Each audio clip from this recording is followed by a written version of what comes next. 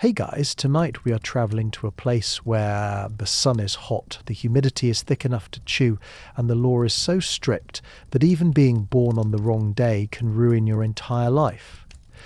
We are going to Tenochtitlán, the heart of the Aztec Empire. But we aren't here for the gold or the feather headdresses or the jaguar warriors looking cool in murals. We're here for the daily grind. The terrifying, regimented, obsessively clean, and deeply paranoid reality of living in a city floating on a lake. You might think you know strict rules, you might think your homeowners association is bad, but trust me, you wouldn't survive a single afternoon here, not without knowing exactly how to walk, how to speak, and how to avoid being sacrificed to keep the sun moving. So before you get comfortable, take a moment to like the video and subscribe, but only if you genuinely enjoy what I do here. And let me know in the comments where you're tuning in from and what time it is for you. It's always fascinating to see who is joining us from around the world, drifting off to the past together. Now, dim the lights. Maybe turn on a fan for that soft, steady background hum. Let your shoulders drop, let your jaw unclench, and let's ease into tonight's journey together. The first thing you notice is the humidity. It clings to you like a second skin, heavy and warm. You are standing on a causeway, a wide road built straight over the shimmering water of Lake Texcoco. The air smells of algae, wet stone, roasting corn, and the faint, sweet scent of copal incense drifting from the temples ahead. The sun is just rising over the mountains in the east, casting a golden light that turns the lake into a mirror. It is stunningly beautiful and utterly terrifying. Ahead of you rises Tenochtitlán. It looks like a dream. White stone pyramids gleam in the morning light, their steps painted in brilliant reds and blues. Canals wind through the city like veins filled with canoes carrying flowers, vegetables, and silent, determined people. It is a city of order, a city of geometry, a city where everything has a place, and if you step out of your place, the consequences are severe. You take a breath and the air tastes of damp earth and smoke. You look down at yourself. You aren't wearing armor. You aren't wearing royal finery. You are wearing a simple maxlettel, a loincloth, and a tilmathali, a cloak made of cactus fibre tied over your right shoulder. The knot is important. If you were a noble, you'd wear cotton. If you were a king, you'd tie it differently. But you are a Massachusettsian, a commoner. Your cloak is rough against your skin. It scratches your neck. It smells of agave fibres and hard work. Congratulations, you've just woken up in the year 1500. The good news? You're alive. The bad news? You're in Tenochtitlán. And the gods are hungry. There is no sleeping in here. The city wakes up before the sun does. You hear the deep resonant boom of the conch shell trumpets echoing from the great temple. It is a sound that vibrates in your chest, a low, mournful call that signals the start of the day. You don't hit snooze, you get up. Your house is simple: adobe walls, a thatched roof, a dirt floor packed so hard it feels like stone. It is meticulously clean. There is no clutter, no dust bunnies. The Aztecs are obsessed with cleanliness. Dirt is considered a moral failing. If your house is dirty, it means your soul is dirty. And if your soul is dirty, you might attract the wrong kind of attention from the gods. So you sweep every morning before you even eat. You sweep the floor, the doorway, the street, in front of your house. The sound of thousands of straw brooms swishing against the earth is the soundtrack of the Aztec dawn. You step outside. The canal water laps gently against the foundation of your chinampa, your floating garden. The garden is lush, bursting with tomatoes, chilies, squash and beans. It smells green and fertile. This is your livelihood. You are a farmer in the middle of a lake. But you can't just enjoy the view, you have rules to follow. Rule number 1, do not look drunk. Alcohol exists here. Pulque, a milky fermented drink made from the maguey plant. But you are not allowed to be drunk in public. If you are caught stumbling, slurring your words, or acting foolish, the punishment isn't a fine. It isn't a night in the drunk tank. For a commoner, the first offence is having your head shaved in public. The shame is immense. The second offence, they burn your house down. The third, death. So, as you walk toward the market, you walk straight. You keep your eyes clear. You don't laugh too loudly. You don't stumble. You are a model of sobriety because your life depends on it. You pass a group of nobles. They are wearing brightly coloured cotton cloaks, feathers woven into their hair, gold plugs in their ears. You do not look them in the eye. You step aside. You look at your feet. There are laws about this too. Sumptuary laws. If you, a commoner, were to wear sandals inside the palace district, you could be executed. If you wore a cotton cloak instead of your cactus fibre one, executed. If you wore feathers without earning them in battle, executed. Fashion here is not about expression. It is a minefield. Every piece of clothing tells a story of rank, achievement, and permission. You are wearing the uniform of "Don't kill me," and you wear it well. You reach the market of Tlatelolco. It is immense. Tens of thousands of people are here, trading everything from jade beads to jaguar skins to live turkeys. The noise is a dull roar, a wall of voices bargaining, arguing, and calling out prices. But even here there is order. There are judges, officials of the market, wandering through the aisles. If you cheat someone, if you use a false weight, if you sell bad corn, they will catch you. And the punishment is swift. You buy some tortillas, warm and smelling of toasted corn and lime.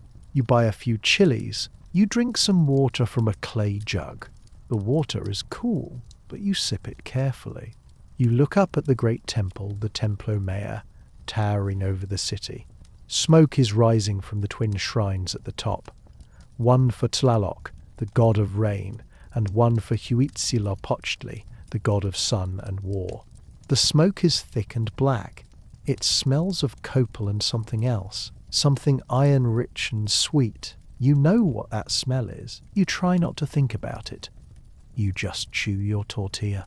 The sun is climbing higher now. The heat is building. The humidity is wrapping around you like a wet blanket. You have work to do. You have laws to obey. And above all, you have to keep the universe running. Because in Tenochtitlán, the sun doesn't rise on its own. It has to be fed. And you really, really hope it's not hungry for you today. You finish your tortilla, wiping the corn crumbs from your mouth, and step fully into the market of Tlatelolco. If you thought your local supermarket was chaotic on a Sunday, you have no frame of reference for this. 60,000 people are here today. 60,000, and yet there is a strange, almost eerie order to it. You walk down the wide aisles. There are no carts rattling over pavement, no horses snorting or stomping. The Aztec Empire has no beasts of burden, no oxen, no mules, no donkeys. Everything you see, the mountains of avocados, the stacks of jaguar skins, the heavy bales of cotton, arrived on the back of a human being, specifically a tlaimim, a professional carrier. You see them jogging silently through the crowd, heavy loads strapped to their foreheads with a tumplin, their neck muscles straining, their breath coming in steady rhythmic huffs. It is the sound of the Empire's engine, and that engine is muscle. The smell here is overwhelming. It's a thick, spicy perfume of roasting cocoa beans, raw vanilla pods drying in the sun, and the sharp, coppery tang of fresh turkey meat. You pass the section for feathers. It shimmers like a living rainbow. Quetzal green, macaw scarlet, hummingbird turquoise. To you they look pretty. To the nobles browsing them, they are currency, status, and religion, all woven into one. A single green feather from a Quetzal bird is worth more than your entire life. Don't touch it. You keep your hands to yourself. You have to. You see those men sitting on low stools at the end of the aisle? They aren't resting. They are judges. In Tenochtitlán, justice doesn't wait for a court date next month. Justice happens right here, between the beans and the pottery. If a thief grabs a jade bead and runs, the crowd doesn't just watch, they catch him. The judges hear the case immediately. And the punishment? It usually involves a club and a very permanent ending behind the stalls. Theft violates the order, and order is God. You navigate toward the vegetable section to sell your wares. You have a basket of squash blossoms. They are delicate, bright orange, and wilting slightly in the heat. You set them down on a woven mat.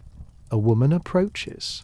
She is wearing a skirt wrapped tightly around her hips and a hip-hill, a loose embroidered blouse. Her hair is braided with strips of fabric.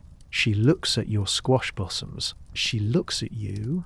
She doesn't ask the price in gold coins because coins don't exist here. She holds up a handful of cocoa beans. This is your money. Chocolate. You literally eat your currency. It gives a whole new meaning to burning a hole in your pocket. If the beans are shriveled, they are worth less. If they are plump and oily, they are good. You have to be careful, though. Counterfeiters exist. Some people take empty cocoa shells and fill them with mud to make them feel heavy. If you accept a mud bean, you've been scammed. If you make a mud bean and get caught, see the judges with the clubs. You inspect the beans, they look real. You nod. The transaction is silent, efficient. She takes the blossoms, you take the chocolate. But the market isn't just for food. You wander past the section where people are selling people. It's not quite the slavery you might read about in other histories. It's stranger. You see a man standing on a wooden block. He isn't in chains. He looks tired, maybe a little sad, but calm. He is selling himself. Maybe he gambled too much on the ball game. Maybe his crops failed and he owes a debt he can't pay. So he enters a contract. He becomes a talafatin. He will work for a master until the debt is paid. He can still own property. He can still marry. He can even own other slaves. But his labour is no longer his own. It's a terrifyingly pragmatic system. You look at him, and you check your own pouch of cocoa beans. You are only a few bad harvests away from standing on that block. The thought makes your stomach tight. You leave the market. The noise fades behind you, replaced by the lap of water against stone. You are heading back to your chinampa, your field. The heat is rising. The humidity feels like a warm, wet towel wrapped around your face. You reach the edge of the canal, untie your small wooden canoe, and push off. The water is dark, green, and smells of life, decaying plants, fish, and mud. You paddle silently. The city of Tenochtitlan floats around you, a white stone miracle in the middle of a swamp. It is beautiful, it is impressive, and it is watching you. Every canoe you pass has a neighbour in it. Every bridge has a guard. You keep your head down, you keep paddling. You have beans to count and mud to move. and the sun is only halfway up the sky. You step off your canoe and onto the land. Except the land moves. Just a fraction of an inch, a subtle, squishy give beneath your sandals. This isn't solid earth. It's a chinampa, an artificial island woven together from reeds, stakes, and centuries of mud. You are standing on a basket of dirt, floating in a lake, and it is the most fertile farmland in the known world. The air here is thick and green. Corn stalks rise above your head, rustling dryly in the breeze. Squash vines crawl over the ground like slow-moving snakes, their broad leaves shading the soil. Beans twist their way up the corn stalks. It is an agricultural machine, a 3-tiered system of calories designed to keep 1 million people alive, and your job is to keep it from sinking. You pick up your tool. It isn't a plough. You don't have oxen to pull a plough, remember? It is a koa, a simple wooden digging stick with a flared end, hardened by fire. That's it. That is the pinnacle of your farming technology. You don't turn the soil over in great furrows, you pierce it. You poke holes, you drop seeds. It is precision gardening on an industrial scale. But the real work isn't planting, it's the mud. The sun is directly overhead now, pressing down on the back of your neck like a hot iron. You grab a bucket made of tightly woven grass and coated in waterproofing sap. You walk to the edge of the island, where the dark water of the canal laps at the willow trees that anchor your farm. You lean over, you scoop, you pull up a slurry of black, stinking, nutrient-rich muck from the bottom of the canal. It smells of rotten eggs and ancient decay. It is heavy, wet, and gross. And it is gold. This muck is what makes the chinampa grow. You have to haul it, bucket by bucket, and spread it over your crops. It is the fertilizer of the empire. You do this for hours. Your shoulders burn. Your hands are slick with algae and sweat. The mud dries on your legs, tightening your skin until it itches. There is no shade here, just the relentless gaze of the sun god, who demands energy to keep moving across the sky. You are giving him that energy in the form of your own exhaustion. While you work, you keep an eye on the canal. A canoe glides past, silent and swift. Inside sits a man who is definitely not a farmer. He is a pokteka, a long-distance merchant spy. He wears a plain cloak, but you can see the edge of a jaguar skin quiver tucked under his seat. These men travel to lands you will never see, the steaming jungles of the Maya, the cloud forests of the Mixtecs. They bring back feathers and jade, yes, but they also bring back maps. They count the enemy's soldiers. They measure the enemy's walls. You look down at your mud bucket. You look at him. He nods, barely acknowledging your existence, and glides on. You are the foundation of the empire. He is the eyes. Both of you are necessary. Both of you are trapped in your roles. But there is another rule you must remember while you stand here, ankle deep in sludge. You do not own this land. In the Aztec world, private property is a concept for the nobles, the Pipiltin. You are a commoner. This chinampa belongs to your kapuli, your neighborhood clan. You have the right to work it. You have the right to eat what you grow, but you hold it on a lease of competence. If you get lazy, if you let the weeds take over, if you fail to plant for 2 years in a row, the Kalpuli Council comes. They don't fine you, they evict you. They take the land and give it to someone who isn't wasting the gift of the earth. You would be left landless, destitute, forced to sell yourself into that contract slavery you saw at the market. So you dig, you spread the mud. You check the willow trees that hold the island together, making sure their roots haven't rotted.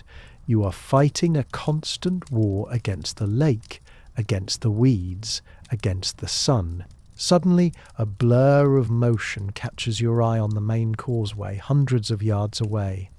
A man is running. He is moving at an impossible speed, his feet barely touching the stones. He wears a simple loincloth and carries a staff with bells on it. Jingle, jingle, jingle. It's a Painani, a royal courier. He is running a relay race that spans the empire. He might be carrying news of a rebellion in the south. He might be carrying a declaration of war. Or, knowing the Emperor Moctezuma, he might be carrying fresh fish caught from the Gulf Coast yesterday, packed in snow so the Emperor can have ceviche for lunch. Think about that. Fresh fish, carried by running men over mountains and through jungles, arriving faster than a horse could carry it. It is a logistical miracle. You watch him disappear into the distance, the sound of his bells fading. You look back at your corn. You aren't getting fresh fish. You are getting tortillas and beans. Again. But you have your health. You have your mud. And for now, the Kalpuli hasn't evicted you. You wipe the sweat from your forehead with a muddy hand, leaving a dark smear across your face. You sigh, you pick up the bucket. The sun is starting to dip. The afternoon wind is picking up, rustling the corn stalks like dry paper. The work isn't done. The work is never done. You drop the mud bucket. Your back cracks in 3 different places, a symphony of agricultural labour. You are covered in a layer of lake silt, sweat and dust that has dried into a grey crust on your skin. In 1500s London or Paris, you would just wear this layer of filth for the next 6 months and call it warmth. But you are in Tenochtitlán, and here, being dirty is a social crime. You head toward a small dome-shaped structure made of adobe brick located near your house. It looks like a pizza oven big enough to fit a family. This is the Temazcal. It is your bathroom, your doctor's office, and your church, all rolled into one steaming claustrophobic package. You crawl inside. The door is tiny, forcing you to bow low, a gesture of humility to the spirits of the steam. Inside it is pitch black and hot, not just warm, violently hot. A fire has been burning against the outer wall for hours, heating porous volcanic rocks until they glow red. You aren't alone. Other members of your family are in here, or maybe neighbours. Naked, sweating, breathing heavy in the dark. You splash water onto the rocks. Hiss. The steam explodes, filling the tiny dome. It smells of copal resin and a bundle of herbs, maybe sage or mugwort, that someone is using to whip their own skin. This isn't a spa day. You don't have cucumber slices on your eyes. You are scrubbing yourself with a rough stone or a handful of grass roots that foam up like soap. You are scraping the day's labour off your body because the Aztecs believe that physical filth attracts Lazuli filth spirits, chaos entropy. If you don't wash, you are inviting the universe to fall apart. You sit there sweating out the toxins, listening to the person next to you chant a low prayer to the goddess of filth, Tlazolteotl. Yes, there is a goddess of filth, and she eats it. The heat presses against your eardrums. Your heart hammers. And then, when you can't take it anymore, you crawl out. You dump a bucket of cold canal water over your head. The shock makes you gasp. You are clean. You are pure. You are ready for dinner. You walk back into your house. The sun has set, and the only light comes from the hearth fire in the centre of the room. Your wife is there, kneeling by the metate, the grinding stone. She has been grinding corn for hours. The sound is a rhythmic grinding shruk, shruk, that defines the lives of Aztec women. It is back-breaking work. Her knees are calloused. Her hands are strong enough to crush bone. Dinner is simple. Tortillas again. Beans. Maybe a tamale if it's a special occasion. You dip the tortilla into a sauce made of crushed chilies and tomatoes. It is spicy. Everything here is spicy. It wakes you up. But the dinner table isn't a place for relaxation. It is a classroom. You look at your children. They are sitting perfectly still. They are not throwing food. They are not complaining. Why? Because Aztec parenting makes modern military school look like a summer camp for puppies. If a child misbehaves in Tenochtitlán, you don't give them a timeout. You don't take away their iPad. The punishments are codified, escalating, and horrifyingly creative. If your son talks back, you prick his hand with a maguey cactus spine. Just a little poke. A reminder. If he lies, you prick his tongue. If he keeps acting up, you tie him hand and foot and leave him on the damp ground overnight. But the ultimate punishment, the one that keeps every child in the Empire perfectly polite, involves the chilies you are currently eating. If a child is truly rebellious, the parents will build a small fire. They will take dried red chilies, the hot ones, and throw them onto the coals. As the thick, acrid, stinging smoke rises, they will pick up the child and hold them over the fire, face down. The child breathes in the chilly smoke. Eyes burn, lungs burn. It feels like breathing fire.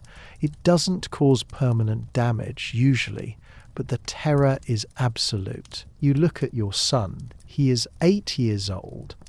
He is eating his beans with the focus of a bomb disposal expert.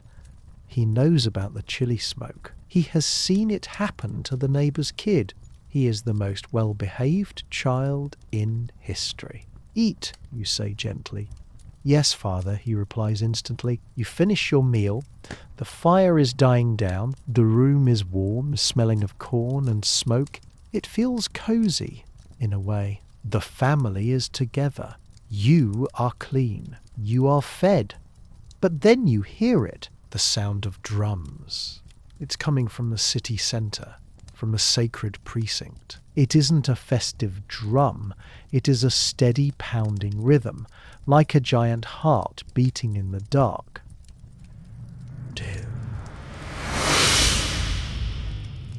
Doom. It is the call to the night rituals. The priests are awake, the gods are awake, and up on the pyramid, something is about to happen that makes chili smoke look like a lullaby. You blow out the oil lamp. You pull your mat closer to the fire. You try to sleep, but the drums don't stop. They never stop. The drums are still beating. They are a constant, low-frequency thrum that you feel in your teeth more than you hear with your ears. You are lying on your petate, a woven reed mat that serves as your bed. It offers exactly 0 orthopedic support. If you have back problems, the Aztec healthcare plan is essentially chew this root and stop complaining. But you don't mind. You are exhausted. Your muscles feel like they've been pulled apart and reassembled by a blind carpenter.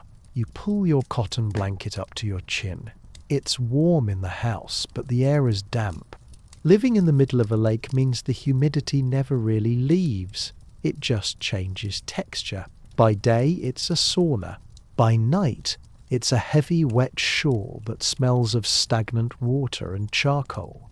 You close your eyes, but sleep is a battlefield in Tenochtitlan. Why? Because you know what is happening right now, just a mile away in the sacred precinct. While you rest, the priests are waking up. The Aztec priesthood works the night shift, and it is not a desk job. High atop the pyramids, in the flickering light of torches that struggle against the wind, men in black robes are performing the nightly maintenance of the universe. Their hair is matted with old blood. They are forbidden to wash it. They smell of copper, smoke, and unwashed bodies, and they are currently bleeding themselves. This is auto-sacrifice. The gods gave their blood to create the world, so the priests must give theirs to keep it going. They take sharp maguey thorns, long needle-like spines from the agave plant, and pierce their own ears, their tongues, their shins. They collect the blood on strips of paper and burn it. Imagine lying in your bed trying to dream about a good harvest, while knowing that the guys in charge of the city's spiritual Wi-Fi are upstairs mutilating themselves to keep the sun turned on. It adds a certain layer of existential dread to your nap, because that is the core fear of your life. The sun, Huitzilopochtli, isn't just a ball of gas. He is a warrior, and every night he dies. He descends into the underworld to fight a desperate battle against the moon and the stars, who are trying to kill him and leave the universe in eternal darkness. The only thing that gives him the strength to win the fight and rise again tomorrow is, well, the stuff the priests are offering. So, as you lie there, listening to the wind rattle the thatched roof, you aren't just hoping for a sunny day, you are hoping the sun actually survives the night. No pressure. You shift on the mat. The reeds crunch softly. Need to use the bathroom. But you don't move. You hold it. Why? Because the night belongs to the Civitatio. These are not your garden variety ghosts. These are the spirits of noble women who died in childbirth. In Aztec culture, giving birth is viewed as a form of battle. If a woman dies doing it, she is honoured as a fallen warrior. She carries the sun across the sky during the day. But at night she gets bored, and she comes down to the crossroads to haunt people. They are pale, their faces painted white with chalk. They wail in the darkness. And if they catch you, they might strike you with epilepsy, or twist your face into a permanent grimace, or just kidnap you. So you stay inside. You stay on your mat. You decide that a full bladder is better than being accosted by a vampiric warrior mother spirit at the intersection of Corn Street and Bean Avenue. The fire in the centre of the room has burned down to embers. They glow like angry red eyes in the dark. Your wife is breathing steadily beside you. Your children are silent bundles of cloth. The house feels safe, enclosed, a tiny island of order in a chaotic cosmos.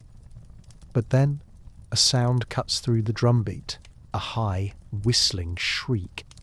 It's not a ghost. It's the death whistle. Someone is blowing it in the distance. Maybe a priest practicing? Maybe a guard signalling? It sounds like a human scream distorted by wind. It makes the hair on your arms stand up. You burrow deeper into your blanket. You think about the market again. You think about the judge with the club. You think about the mud you hauled. It feels like a lot of work for a life that could end because a priest slipped with a flint knife. But you drift off anyway. The human brain is resilient. It normalizes the horror.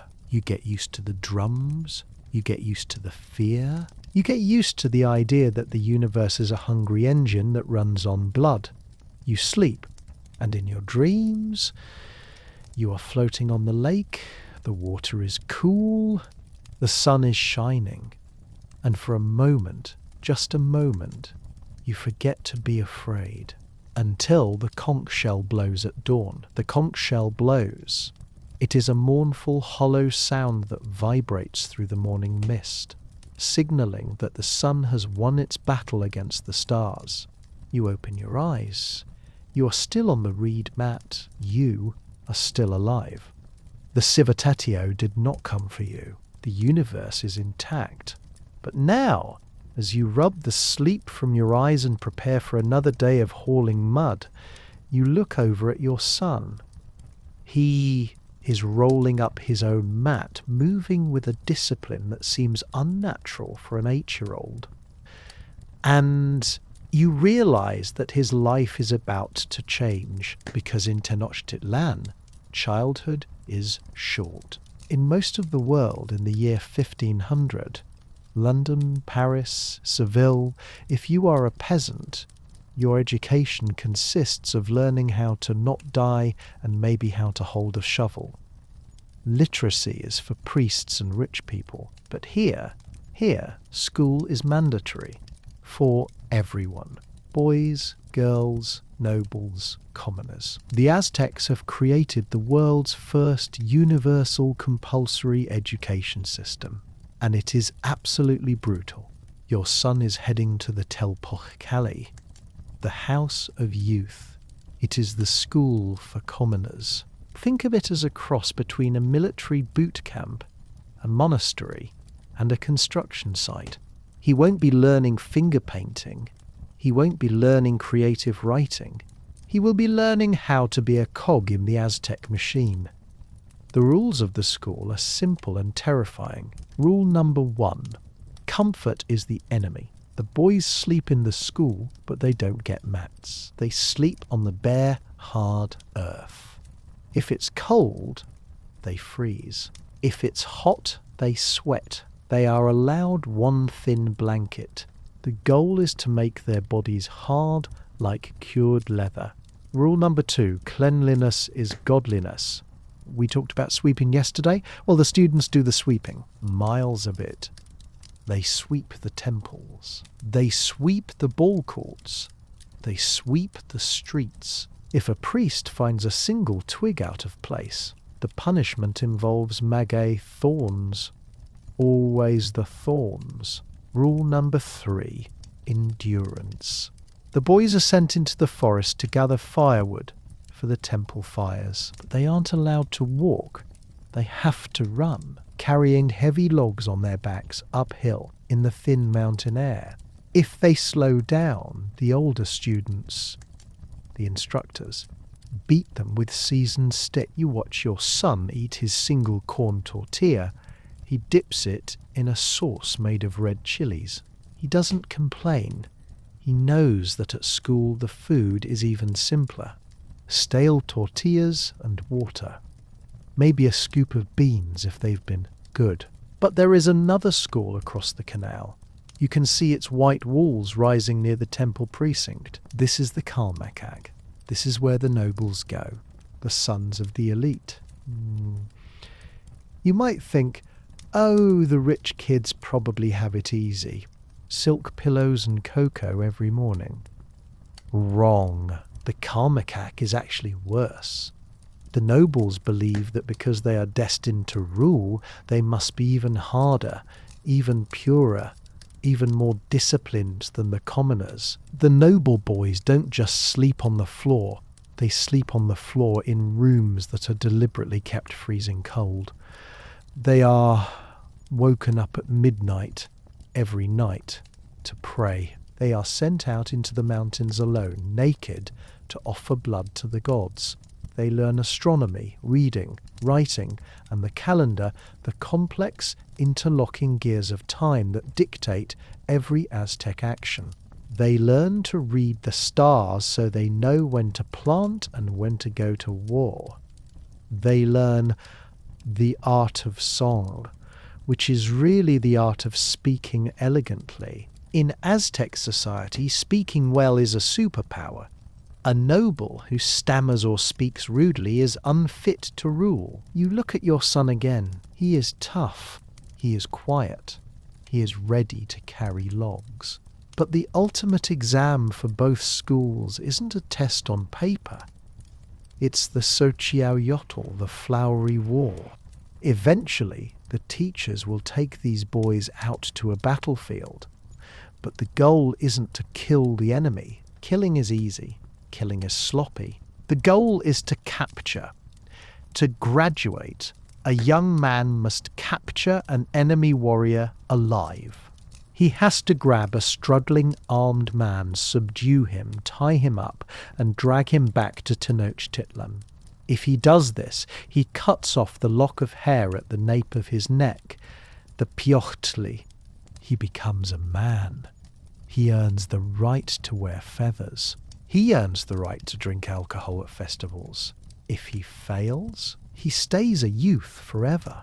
He wears the rough cloak. He keeps his head down. You finish your morning water. You pat your son on the shoulder. It is the only affection you show. Sweep well, you say. I will, he replies. He runs off toward the Telposh Kelly, his bare feet slapping against the stone pavement. You watch him go. The city is waking up around you. The sound of thousands of brooms begins again. A rhythmic swish, swish that sounds like the city itself is breathing. You pick up your digging stick. The mud is waiting. The Chinampa needs you. And the sun, fed by the blood of the night, is rising higher, hot and indifferent. You leave the school district behind, the sound of the chanting boys fading into the general hum of the city. You are heading back to your canoe, back to the mud, but your path takes you past a low, whitewashed building near the market square. A crowd has gathered. They are silent, watchful.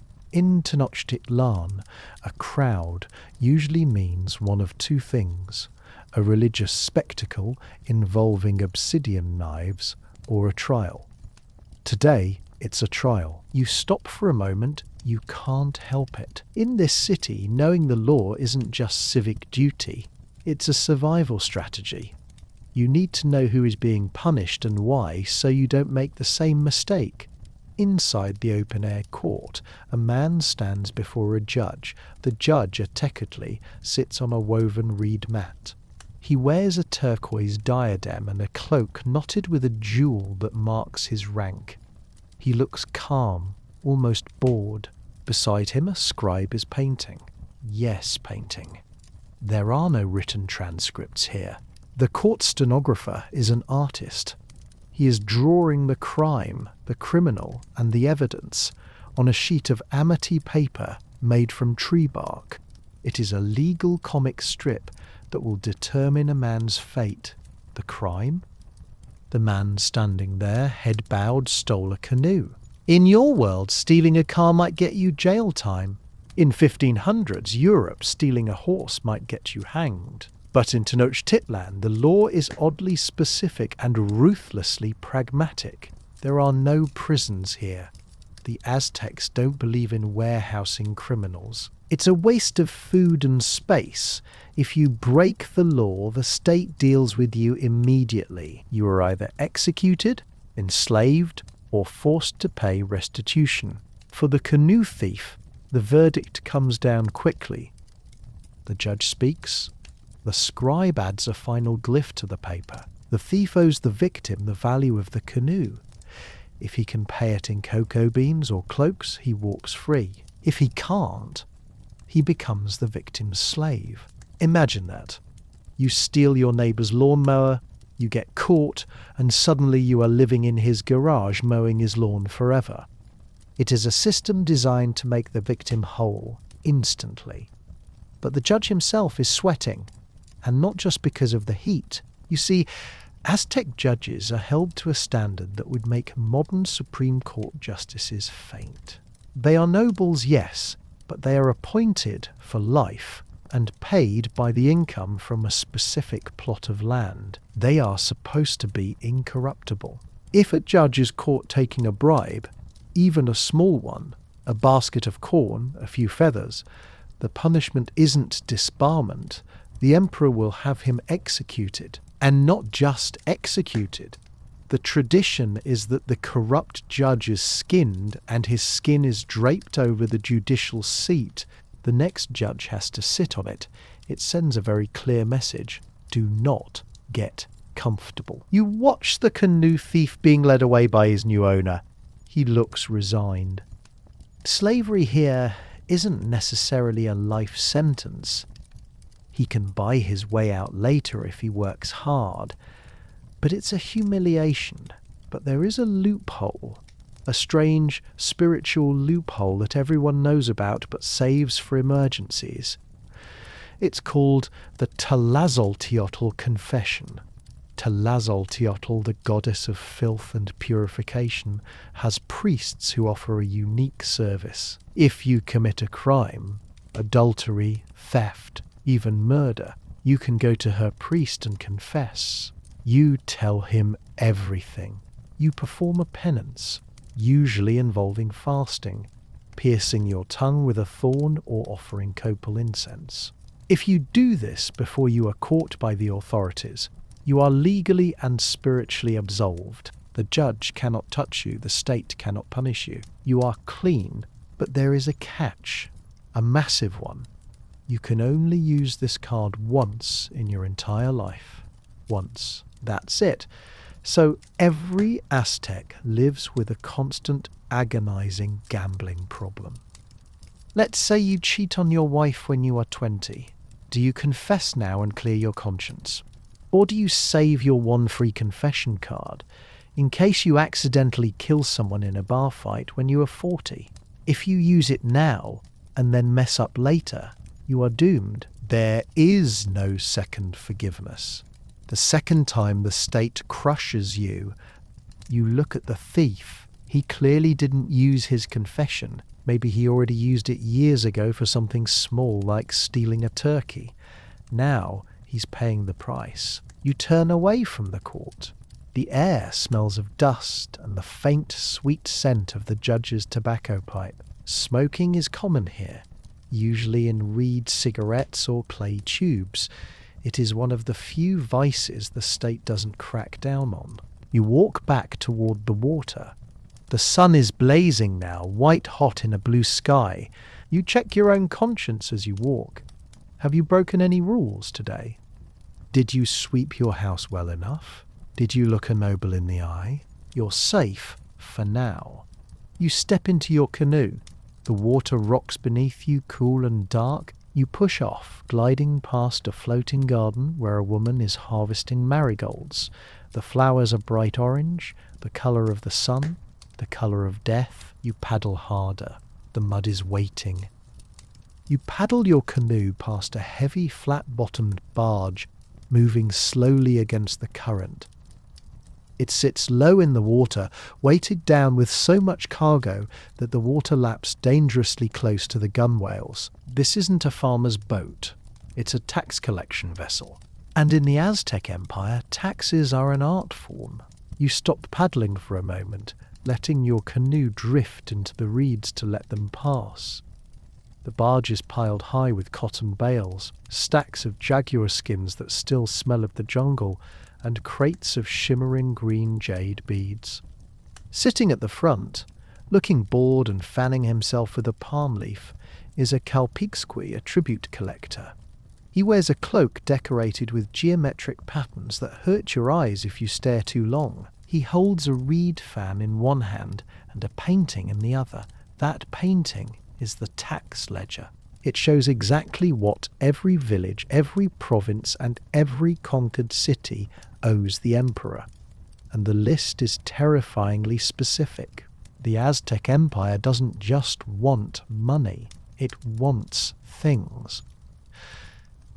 From the province of Toctepec, they demand 16,000 rubber balls, 24,000 bunches of parrot feathers, and a live jaguar.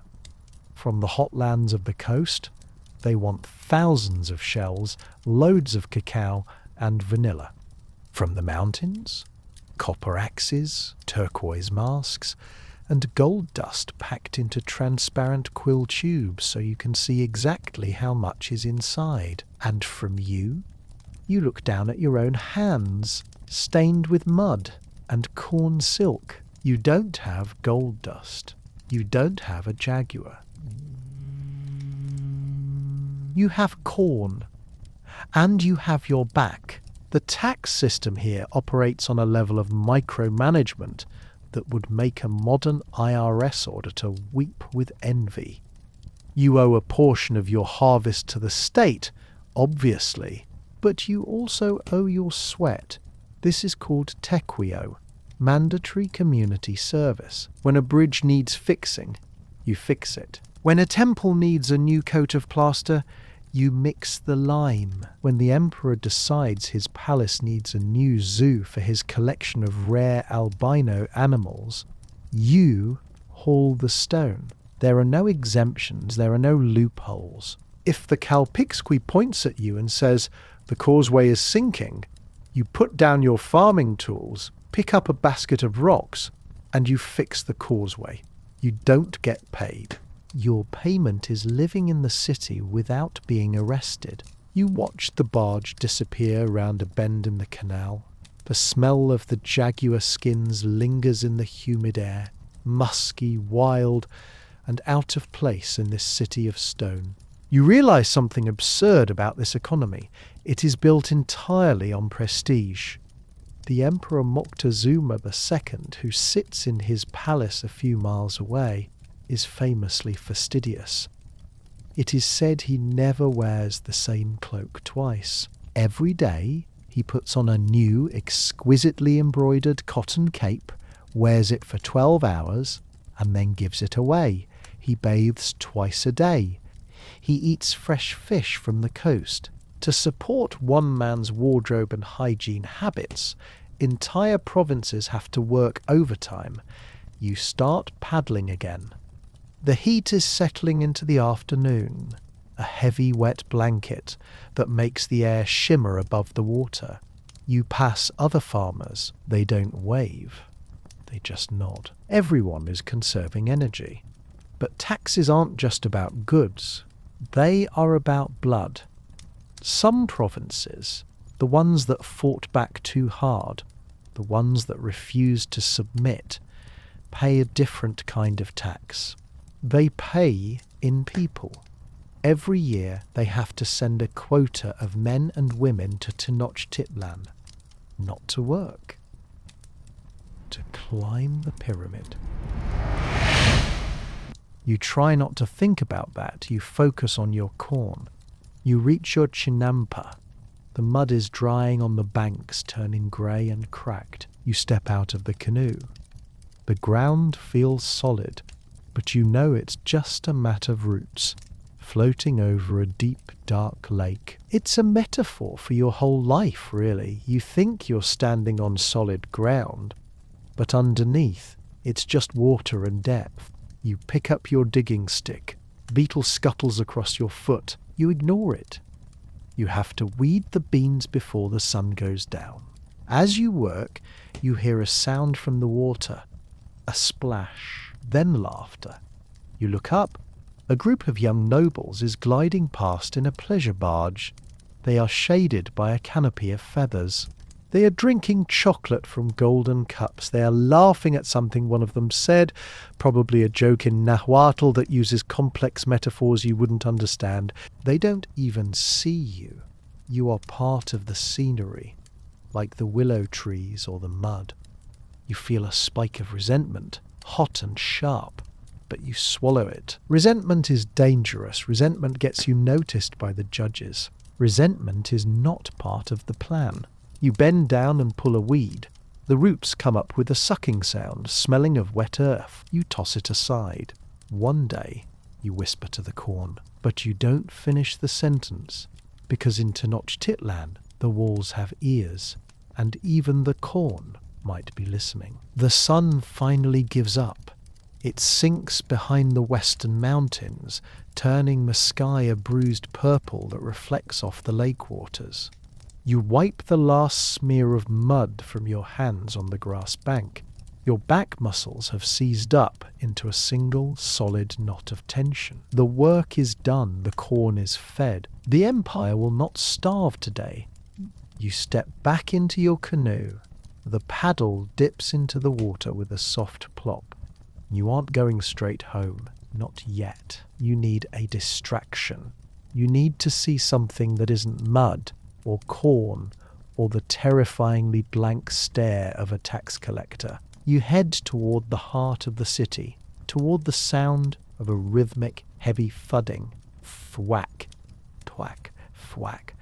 It sounds like a giant's heartbeat, or maybe a giant cracking walnuts. You beach your canoe near the sacred precinct and walk toward the Tlachtli, the ball court. Every major city in Mesoamerica has one, but the one in Tenochtitlan is the Super Bowl stadium of its time. It is a long, eye-shaped court sunken into the ground, lined with high, sloping stone walls. The stone is painted, bright red, ochre white, but the paint is peeling in places, revealing the grey volcanic rock underneath. You climb up the embankment and find a spot to sit.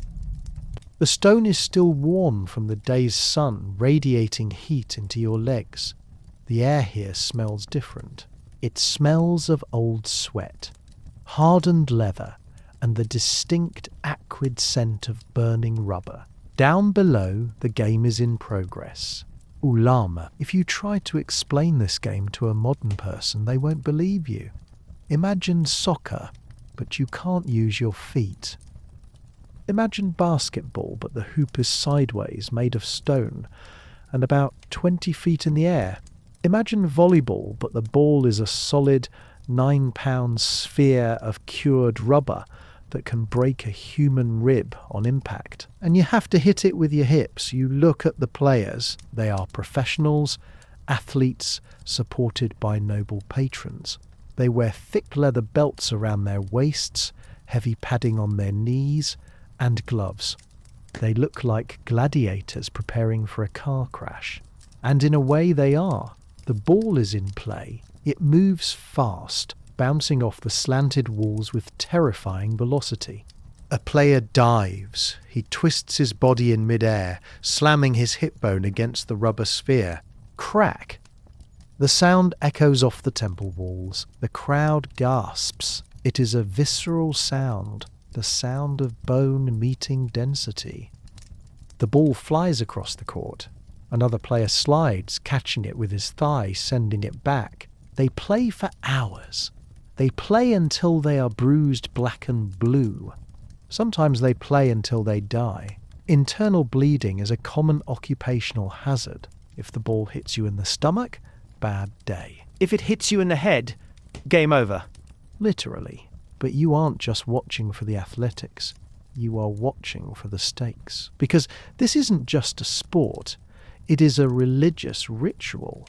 The ball represents the sun moving through the sky. The court represents the underworld. The players are reenacting the cosmic battle between light and darkness.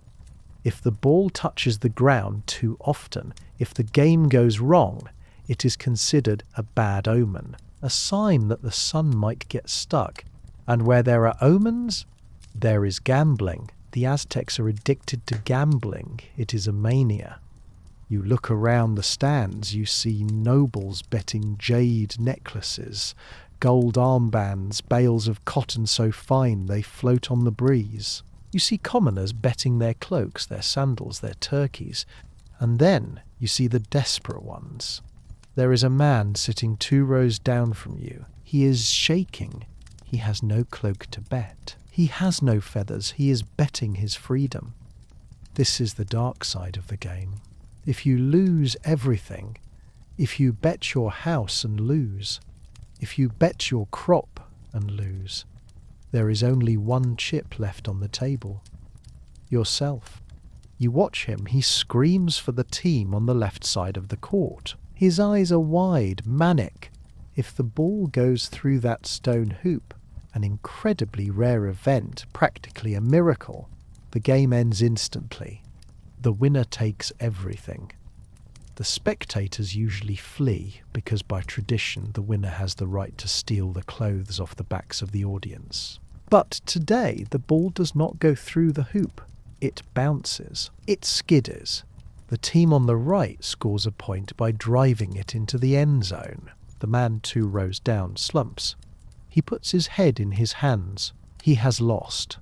A scribe approaches him. The man stands up slowly. He doesn't run. He doesn't fight. He simply nods. He belongs to someone else now. He will cut his hair. He will put on a rougher tunic. He will spend the rest of his life, or until he buys himself back, hauling stone or grinding corn for the man who bet on the other team. It is terrifyingly simple. One bad bounce of a rubber ball, and your life belongs to a stranger. You look away, you look back at the players. One of them is limping. A bruise the size of a melon is forming on his side. He gets back in position. He waits for the serve. The sun has fully set now. Torches are being lit around the rim of the court. The flames flicker, casting long, dancing shadows into the pit. Players look like demons leaping in the firelight. The ball looks like a black hole, absorbing the light, heavy and dangerous. You decide you have seen enough. The sound of the impact, thwack, thwack, is starting to make your own ribs ache in sympathy. You stand up, your legs are stiff, you navigate through the crowd, careful not to bump into anyone, careful not to look like you have anything worth betting. You leave the sacred precinct. The noise of the game fades behind you, replaced by the chirping of crickets and the soft lap of the lake. The city is quieting down. The smoke from thousands of hearth fires hangs low over the canals, a grey blanket tucking the city in. You walk toward your home. You are hungry again. You hope there are leftovers. But as you walk, you pass a small shrine at a crossroads. A stone figure with a skull face sits there, grinning in the dark. Someone has left a small offering of corn dough and a dead hummingbird. You stop. You bow your head briefly. You don't pray for wealth. You don't pray for victory in the ball game. You pray for the only thing that matters in Tenochtitlán. You pray to go unnoticed. You pray that tomorrow the judge doesn't look at you, the tax collector doesn't count your beans too carefully. The priest doesn't need extra blood.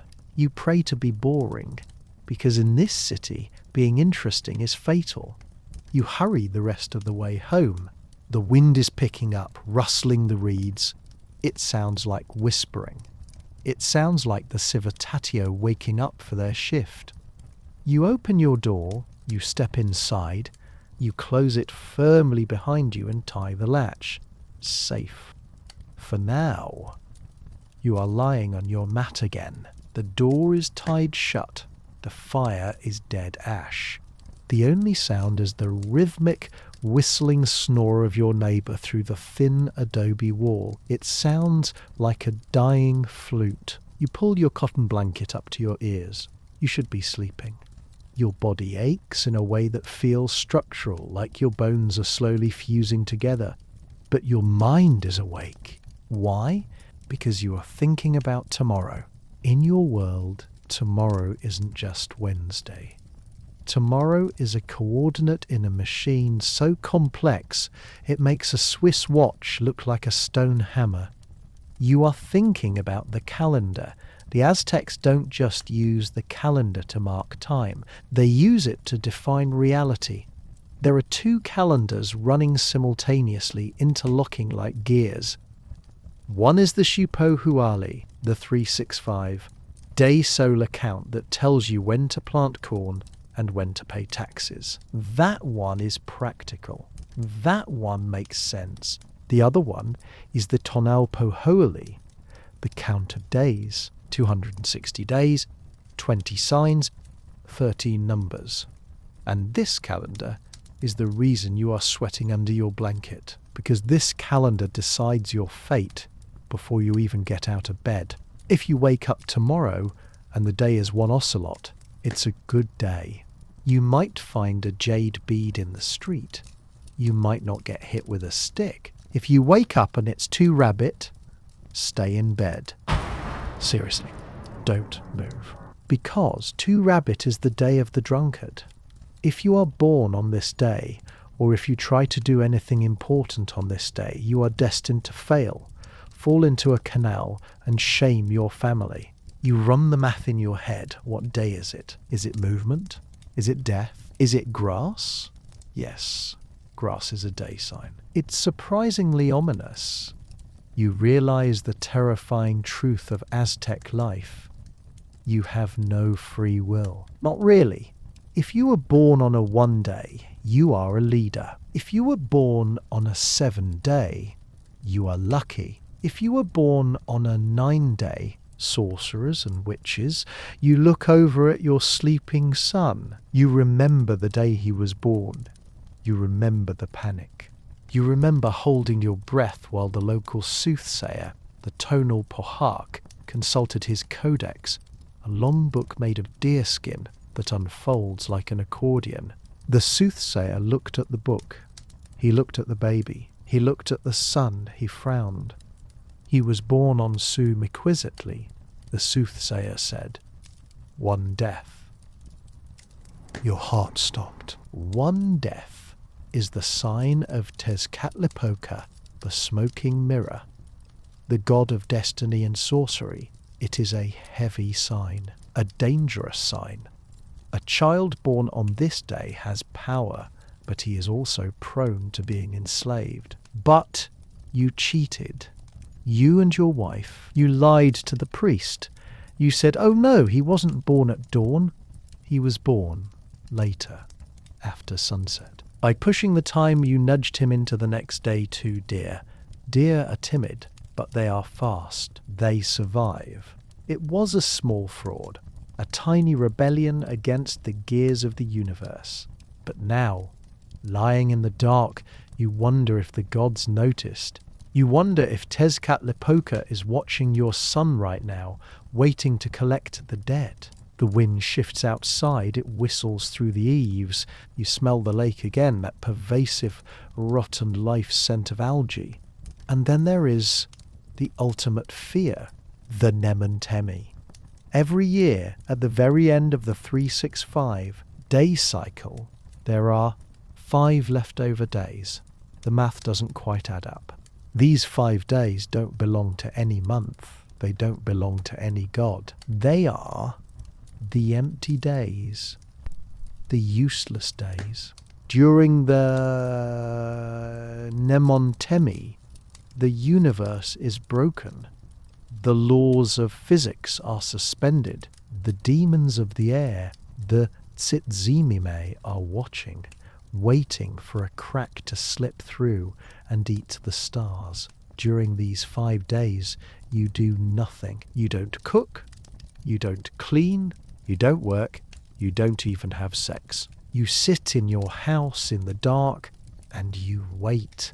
If you stumble during the Nemontemi, you will stumble for the rest of your life. If you argue, you will never know peace. It is a 5-day-long panic attack shared by 1 million people. You try to calculate how far away the Nemontemi are. 4. You feel a knot of anxiety loosen slightly. You have time. You turn over on the reed mat. A stork pokes you in the ribs. You ignore it. You think about the nobles in the Kalmakak, the priests on the pyramid. They say they control the time. They say they keep the gears turning with their rituals and their blood, but you know the truth. The gears turn because they want to turn. The sun rises because it is hungry. And you are just a small, soft thing living in the machinery. You listen to your son breathing in, out, in, out. It is the only rhythm that makes sense. Tomorrow is forewind, a day of instability, a day where things change. You decide you will walk carefully tomorrow. You will not paddle the canoe too fast. You will check the mud before you step. You pull the blanket over your head, hiding from the weight of the invisible calendar hanging in the sky.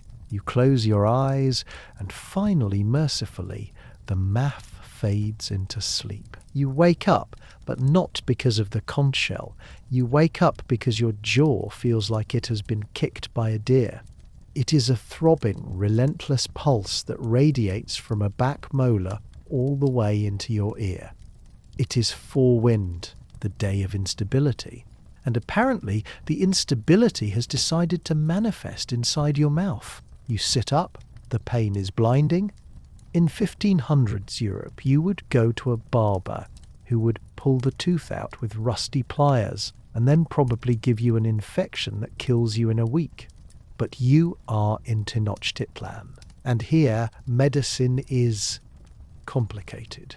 It is a mix of advanced botany, intricate surgery, and absolute magical terror. You wrap your cloak tight and stumble out into the morning. The air is cool and misty. You head away from the fields toward the house of the Titschild.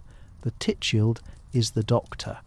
She, because many healers here are women, is a figure of immense respect and deeper fear. She walks the line between curing you and cursing you. Her house smells intense. It hits you before you even cross the threshold. A thick, layered scent of dried sage, ground tobacco, crushed rubber, and something metallic like copper drying in the sun. You enter. The room is dimly lit, cluttered with clay jars, bundles of dried roots hanging from the ceiling like stalactites, and obsidian blades laid out on a clean woven mat. The blades are sharper than surgical steel. They glint in the firelight, black and hungry. The Titsitl looks at you.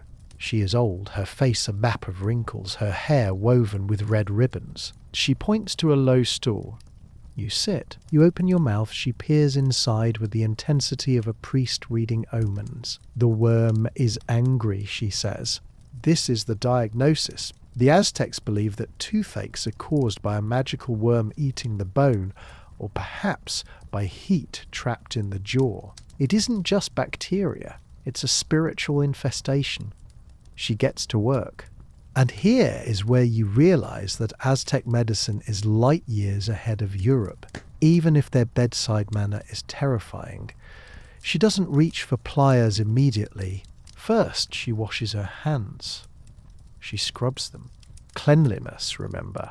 Then she takes a small, sharp obsidian lancet. She makes a tiny incision in your gum to bleed out the bad heat. It stings, a sharp, white-hot pinch, but her hand is steady. Then comes the poultice.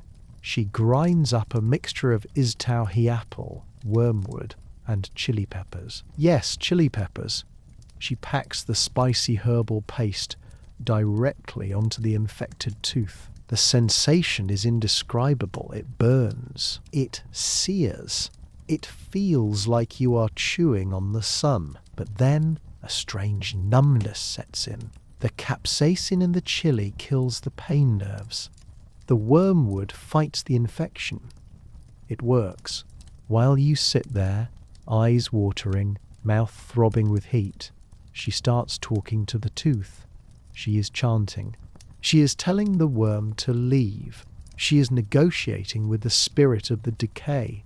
Go to the river, she whispers. Go to the dry wood. Leave this house of bone. It feels absurd. It feels effective. But you know that this is the light side of Aztec medicine.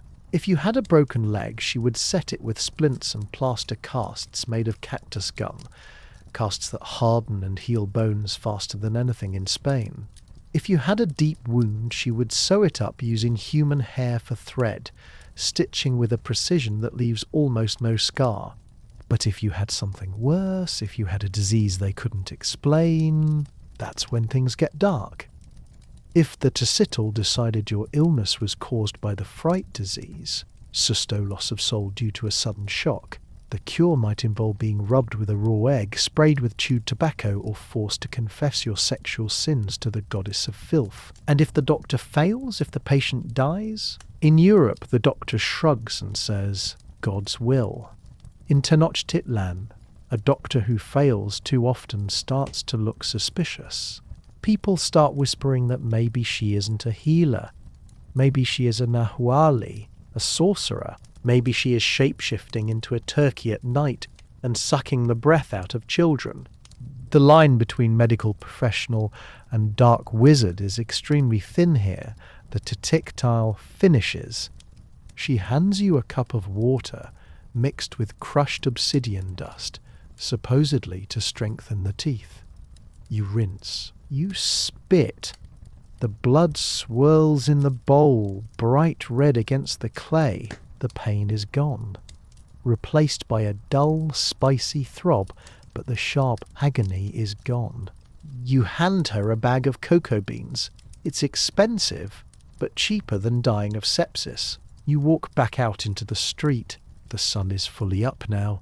The humidity wraps around you again. You run your tongue over your numbed gum. You survived the doctor. But as you walk, you see a group of men carrying a litter towards the palace. On it lies a young noble, his leg wrapped in bloody bandages. He looks pale. He was probably injured in the flowery wars. He isn't going to a Tisital. He is going to the temple surgeons. These are the men who practice trepanation, drilling holes in the skull to release pressure from head injuries. They use stone drills. They use no anesthesia other than strong pulque. And somehow, amazingly, most of their patients survive. You shudder. You are grateful for your simple toothache. You return to your chinampa. The mud is waiting. The corn doesn't care about your teeth, but at least now you can grit them without crying. Your tooth is numb thanks to the chili paste, but your work isn't done. In fact, you have a delivery to make. And it's the kind of delivery that makes your palms sweat more than the humidity does. You aren't taking your best corn to the market today. You are taking it to the Tekpam, the palace. You paddle your canoe toward the center of the city. The buildings get taller here, cleaner, whiter. The plaster shines so brightly in the midday sun that it hurts to look at it. You pull up to a service dock near the southern wall of the Emperor Moctezuma's palace complex. This isn't just a house, it's a city within a city. It has administrative offices, courthouses, armories, and gardens. It takes up acres. You grab your basket of corn, the finest ears, the ones without a single blemish, and you step onto the dock. Immediately you take off your sandals. This is the law. No one, not even the highest noble, walks shod in the emperor's home. You must be barefoot. You must be humble.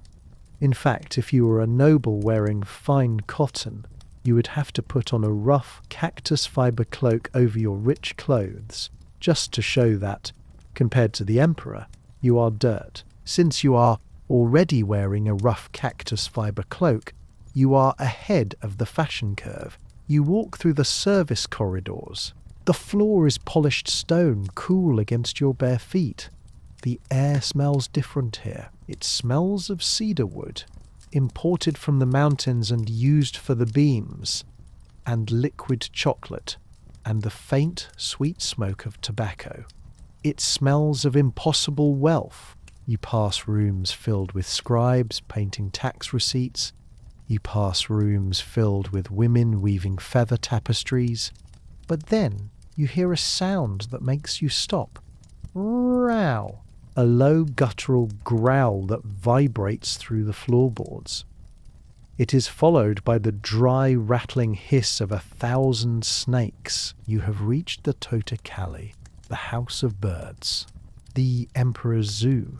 Moctezuma II collects everything. He collects kingdoms, he collects wives, and he collects monsters. You peer through a wooden slat. The zoo is massive. There are aviaries filled with birds from the coast, scarlet macaws, green quetzals, egrets white as snow. Their feathers are harvested like fruit, plucked carefully so the bird survives to grow more. The noise is deafening. Screeches, calls, the fluttering of thousands of wings. But below the birds, in the shadows, are the cages. Wooden slats hold back jaguars, pumas, wolves, and foxes. They pace back and forth, their eyes glowing in the gloom. They are fed well. Too well. You see a keeper tossing huge slabs of raw meat into a jaguar's den. There is a rumour among the commoners, one you only whisper when you are very drunk, about where that meat comes from. Some say it is deer, some say it is turkey, but others say that after the sacrifices on the great temple, After the hearts are offered to the sun, the rest of the body has to go somewhere. The jaguar doesn't care about theology. It just eats. You shudder and keep walking. You pass the house of serpents. Huge jars and troughs filled with vipers, rattlesnakes and boas. The sound is a constant dry rustling, like dead leaves blowing over stone. And then, the strangest exhibit of all, the human zoo. The emperor keeps people here, albinos, dwarves, people with hunched backs or twisted limbs. In Europe, these people might be outcasts or beggars. Here, they are considered touched by the gods. They are fed, clothed, and housed in the palace. They are kept as living curiosities, symbols of the emperor's dominion over all forms of life. The beautiful and the broken alike. It feels deeply wrong to you, seeing them sitting there in the courtyard, playing games, watched by guards, but you don't say anything. You are just a farmer with a basket of corn. You reach the kitchen delivery entrance. It is a factory. Hundreds of women are grinding corn, kneading dough, roasting turkeys, mixing sauces. The emperor doesn't just eat dinner. He hosts a daily feast for hundreds of his courtiers, guards, and wives. He sits behind a wooden screen so no one can watch him chew, because watching a god eat is rude, while dishes are brought to him on fine clay plates. If he likes a dish, he eats a bite. If he doesn't, it goes to the nobles. If they don't want it, it goes to the guards. By the time it gets to the zoo animals, it's a buffet. You hand your basket to a steward. He inspects the corn. He nods. He makes a mark on a piece of paper. Go, he says. You don't wait. You turn and walk back the way you came. You keep your eyes on the ground.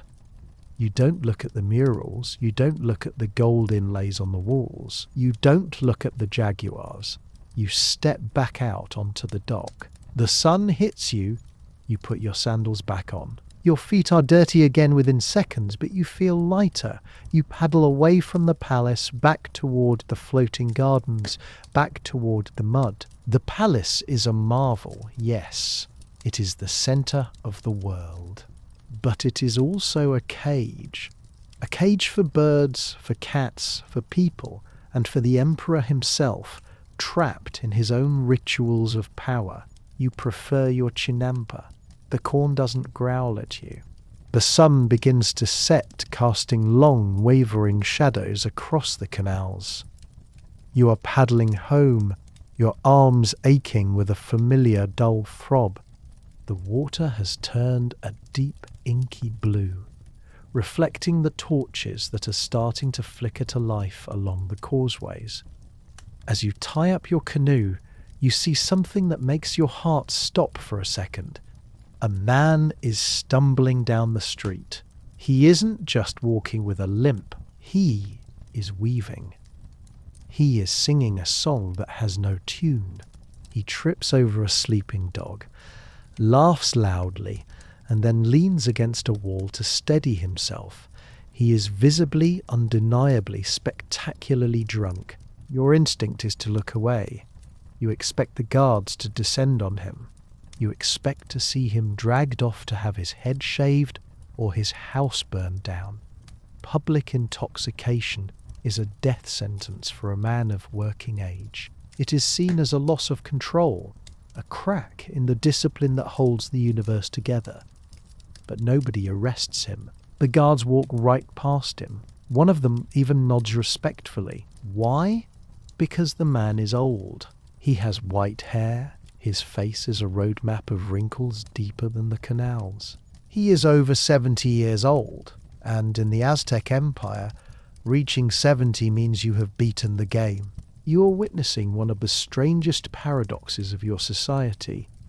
For you, alcohol is poison, forbidden, a ticket to the executioner's block. For him, it is medicine. It is a reward.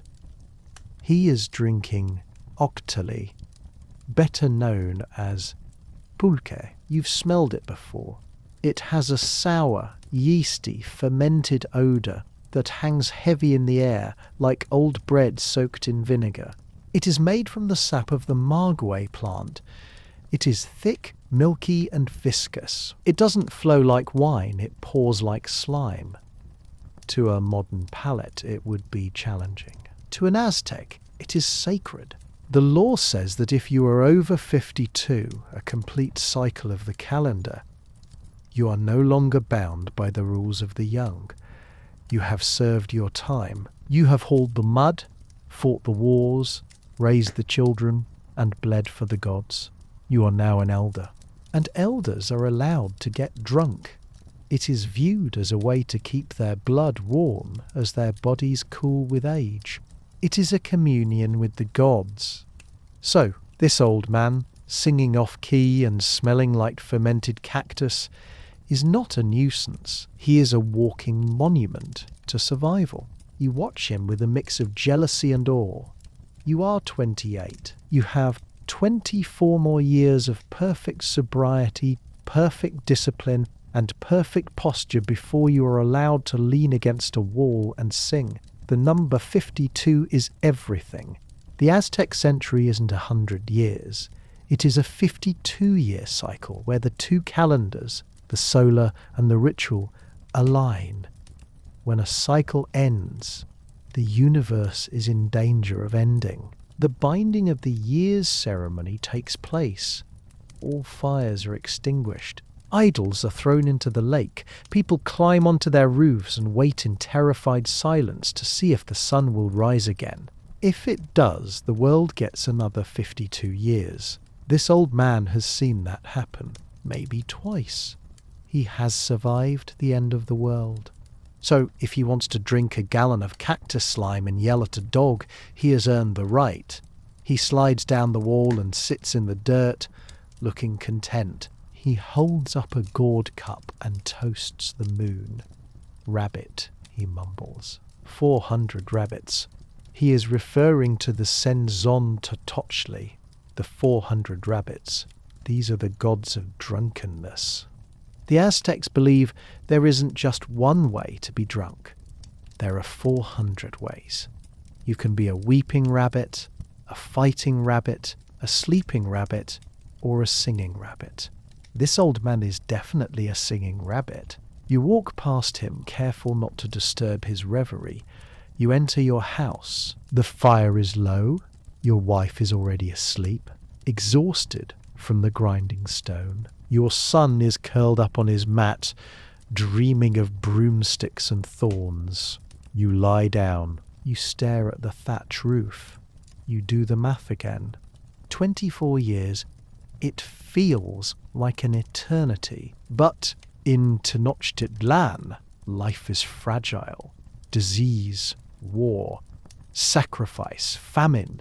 Any of them could take you before you reach the age of the rabbit. To get old here is an act of defiance against the odds.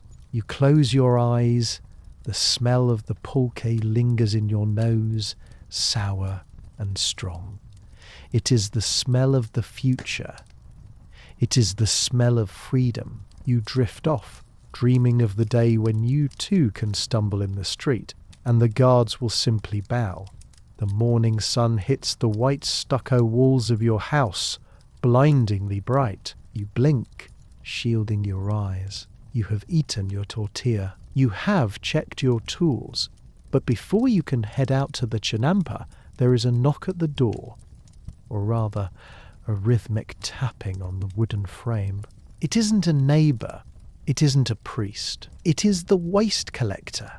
Now, if you were living in London or Paris in the year 1500, waste collection would consist of you opening a window and throwing a bucket of filth into the street, while shouting a half-hearted warning to the pedestrians below. The streets of Europe are, essentially, open sewers. They smell of rot, disease and regret. But you are in Tenochtitlan, and Tenochtitlan is arguably the cleanest city on the face of the earth. You pick up the clay vessel from the corner of the room. It has a lid. You carry it outside. A canoe is waiting in the canal. It is long, narrow and managed by two men who look very serious about their job. You hand them the vessel. They empty it into a large ceramic container in the center of the boat. They don't look disgusted. They look like bankers handling gold. Why? Because in the Aztec Empire, human waste isn't trash. It is a commodity. It goes straight to the chinampas. You know that lush green corn you were tending yesterday? It grows so fast because it is being fed by the city. The nutrients cycle perfectly. The city feeds the people feed the gardens feed the city. It is a closed loop of biological efficiency that modern engineers still study with envy. And it's not just the solids. The urine is collected separately. It is sold to the dyers, the artisans who make the brightly coloured fabrics for the nobles. The ammonia in the urine acts as a mordant, setting the dye into the cotton so the colours don't run. So, when you see a noble walking by in a cloak of brilliant electric blue, you don't just admire the colour, you know exactly how it got there. The canoe pushes off, moving silently down the canal to the next house. You watch it go. The water in the canal is remarkably clear. You can see fish darting below the surface. This is because throwing trash in the water is a crime. If you pollute the lake, the judges will have words with you. And as we've established, you do not want to talk to the judges. You look at the street. It is spotless. There is no litter, no food scraps, no broken pottery. Why? Because the Aztecs have a recycling program that makes modern attempts look pathetic. There is no trash here. Everything has a second use. Broke a clay pot? Grind the shards into dust to make road fill or new temper for pottery. Worn out your cloak? It becomes rags for cleaning, then stuffing for a cushion, then eventually paper. Food scraps? They go to the dogs, the turkeys, or the pigs. Nothing is wasted. And then there is the cleaning crew. Tenochtitlán employs a workforce of 1,000 men whose only job is to sweep and wash the streets. 1,000 men. They scrub the plazas every single day. They wash the walls of the palaces. They ensure that the city gleams white and red in the sun, pristine and perfect. To be dirty is to be antisocial. To be dirty is to be dangerous. You walk toward your canoe. You pass a public latrine. Yes, they have those too. Little huts built over barges on the canals. You use the facility, the barge fills up, and it is towed away to the farms. It is sleek, private, and oddly civilized for a society that also thinks the sun eats hearts. You realize that this obsession with purity isn't just about hygiene. It is about control, order. The Aztecs believe the universe is naturally inclined toward chaos. Weeds grow, dust settles, bodies decay. To clean is to fight back against the death of the universe. Every sweep of a broom is a tiny act of warfare against entropy. You reach your chinampa, the sun is warm on your back, you feel clean, your house is clean, the street is clean. You pick up your digging stick, you look at the soil. It is dark and rich, thanks to the canoe that passed earlier. You start to work. The cycle continues. You feed the earth, and in a few months, the earth will feed you. It is a system that demands total participation. You cannot opt out. You cannot be messy. In Tenochtitlán, even your bathroom habits are a matter of national security. The day is winding down, and the sun hangs low over the mountains, painting the lake in shades of violet and bruised orange. You are tired. Your hands are stained with the black mud of the chinampa, and your shoulders ache with a dull rhythmic throb that matches the pulse of the cicadas starting their evening chorus. But today was a good day. You harvested more corn than you expected. You have a surplus. In a normal society, a surplus is a cause for celebration. It means profit. It means maybe you can buy a nicer cloak, or fix the roof, or get your wife that jade necklace she looked at in the market. But you are in Tenochtitlán, and here success is a dangerous thing. You paddle your canoe back toward your neighbourhood, the Kalpuli. As you glide through the darkening canals, you pass a canoe coming the other way. It is battered, leaking slightly, and paddled by a man who looks like he hasn't slept in a week. He wears a cloak so tattered it's practically a net. He looks destitute. You nod at him with pity. He nods back, his eyes sharp and alert. You have just passed a Pochtaker, and he is richer than you will ever be. The Pochtaker are the merchant guild of the Aztec Empire. They are the long-distance traders who travel thousands of miles into enemy territory to bring back the luxury goods the nobles crave. Feathers, amber, gold, turquoise. They are spies, warriors, and businessmen all rolled into one. They are incredibly wealthy, but they are terrified. There is an unwritten rule in the empire, enforced by the emperor himself. Only the nobles are allowed to look rich. If a commoner, even a merchant, starts wearing fancy clothes or building a 2-story house or acting arrogant, the emperor gets suspicious. A rich commoner is a threat. A rich commoner might start thinking he doesn't need the state. So, the Pochtaker have mastered the art of humble bragging on a survivalist level. They dress in rags. They walk with their heads down. They complain loudly about how bad business is. They sneak their goods into the city at night, under cover of darkness, so no one sees the crates of gold dust. They live in houses that look like crumbling shacks from the street. But if you were invited inside, which you won't be, you would step through a hidden door into a courtyard filled with fountains, servants and feasts that rival the palace. They live in secret luxury, hoarding their wealth like dragons in a cave, terrified that if a single tax collector sees a new rug, they will be executed for presumption. It makes you think about your own surplus of corn. You realize you cannot spend it, not on anything visible. If you buy a new cloak, your neighbours will talk. If they talk, the Kali leader will hear. If he hears, he might decide your taxes need to go up, or worse, he might decide you are getting uppity. So what do you do with the extra wealth? You throw a party.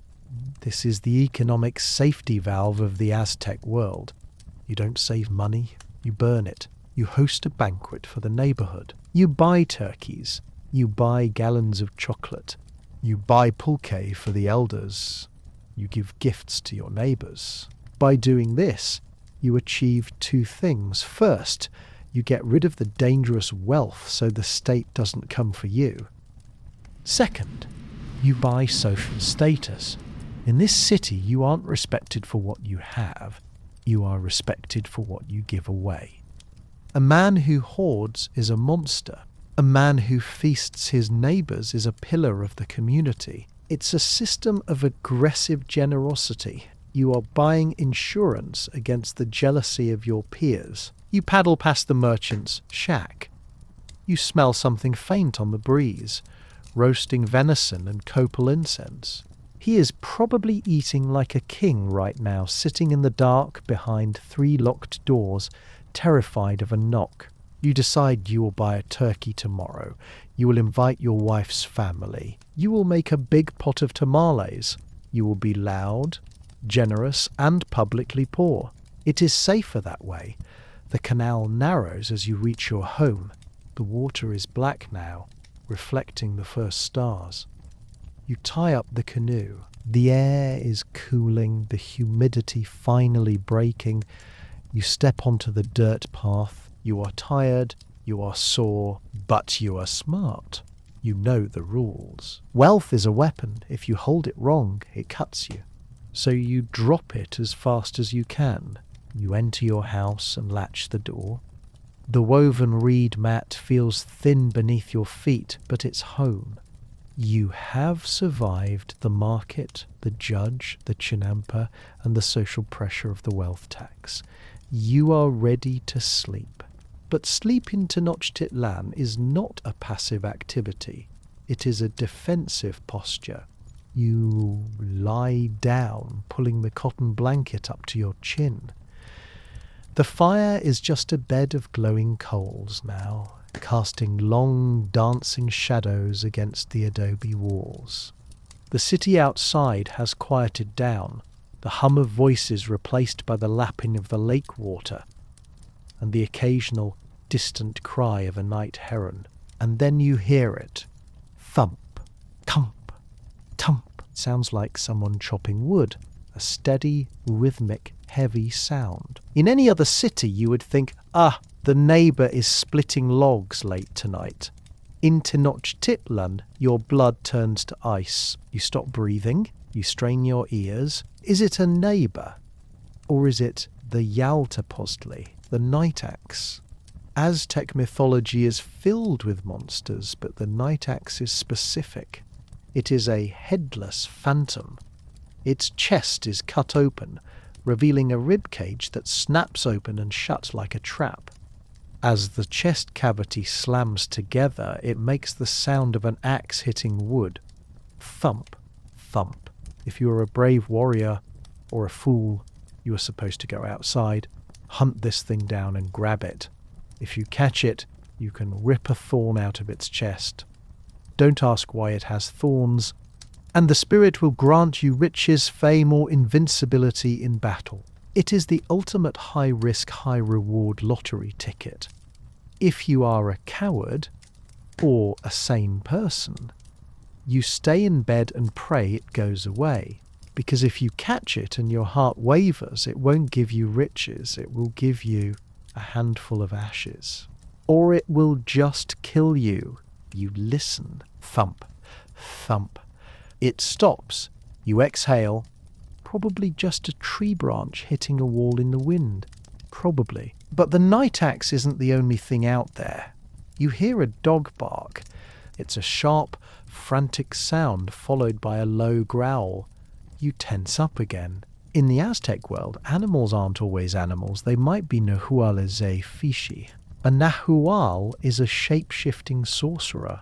These are people born under specific calendar signs, usually say Ehecatl, one wind, or say Ocelotl, one jaguar, who have the power to shed their human skin and roam the night as beasts. They can be jaguars, owls, coyotes, or even turkeys. Yes, turkeys. Imagine being terrified of a turkey. But in this city, a turkey might be a powerful wizard coming to curse your family with bad luck, sickness, or a sudden unexplained crop failure.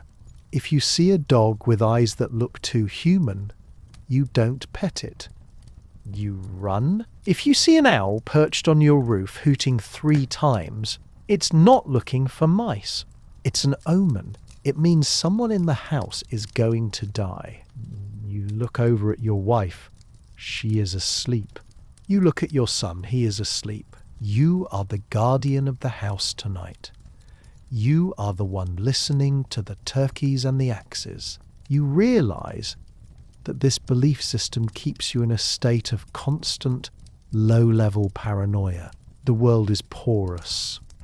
The line between the human and the divine, the natural and the supernatural, is paper thin. A gust of wind isn't just weather, it is Ehecatl, the wind god, sweeping the streets before the rain god arrives. A rumble in the earth isn't just geology, it is the earth monster shifting its weight. You reach under your mat. Your fingers brush against a small obsidian blade you keep there. just in case. The thumping sound returns, fainter this time, moving away down the canal. Someone else's problem.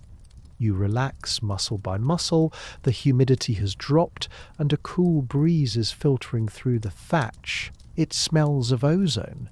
Rain is coming. Rain is good. Rain means Taloch is happy. Rain means the corn will grow, the mud will stay wet, and you won't have to haul quite as many buckets tomorrow. You close your eyes, you let the rhythm of the city settle into your bones. The drums from the temple have stopped, replaced by the soft hiss of the coming rain. You think about your day. You survived the judge, you survived the tax collector, you survived the doctor, you avoided the night axe. It was a successful day.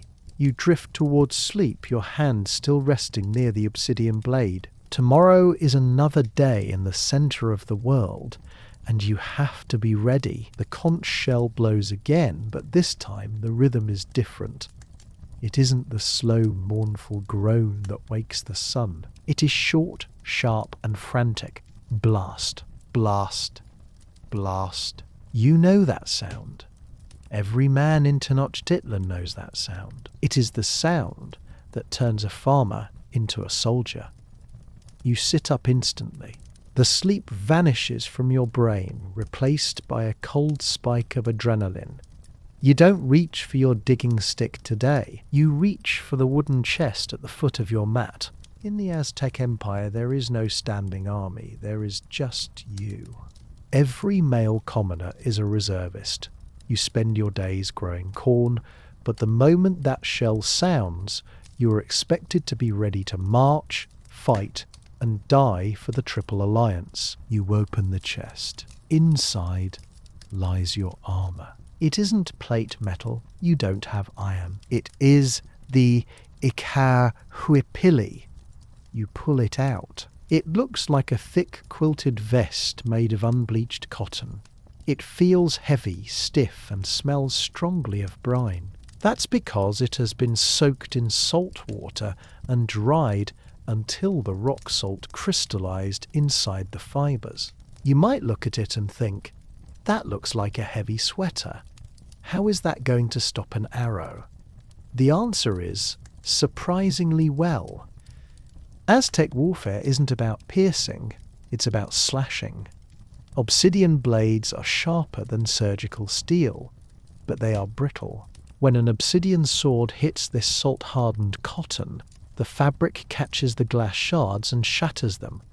It absorbs the blow. Spanish conquistadors, when they eventually arrive, will actually ditch their own steel breastplates, which turn into ovens in the tropical sun, and adopt this cotton armour.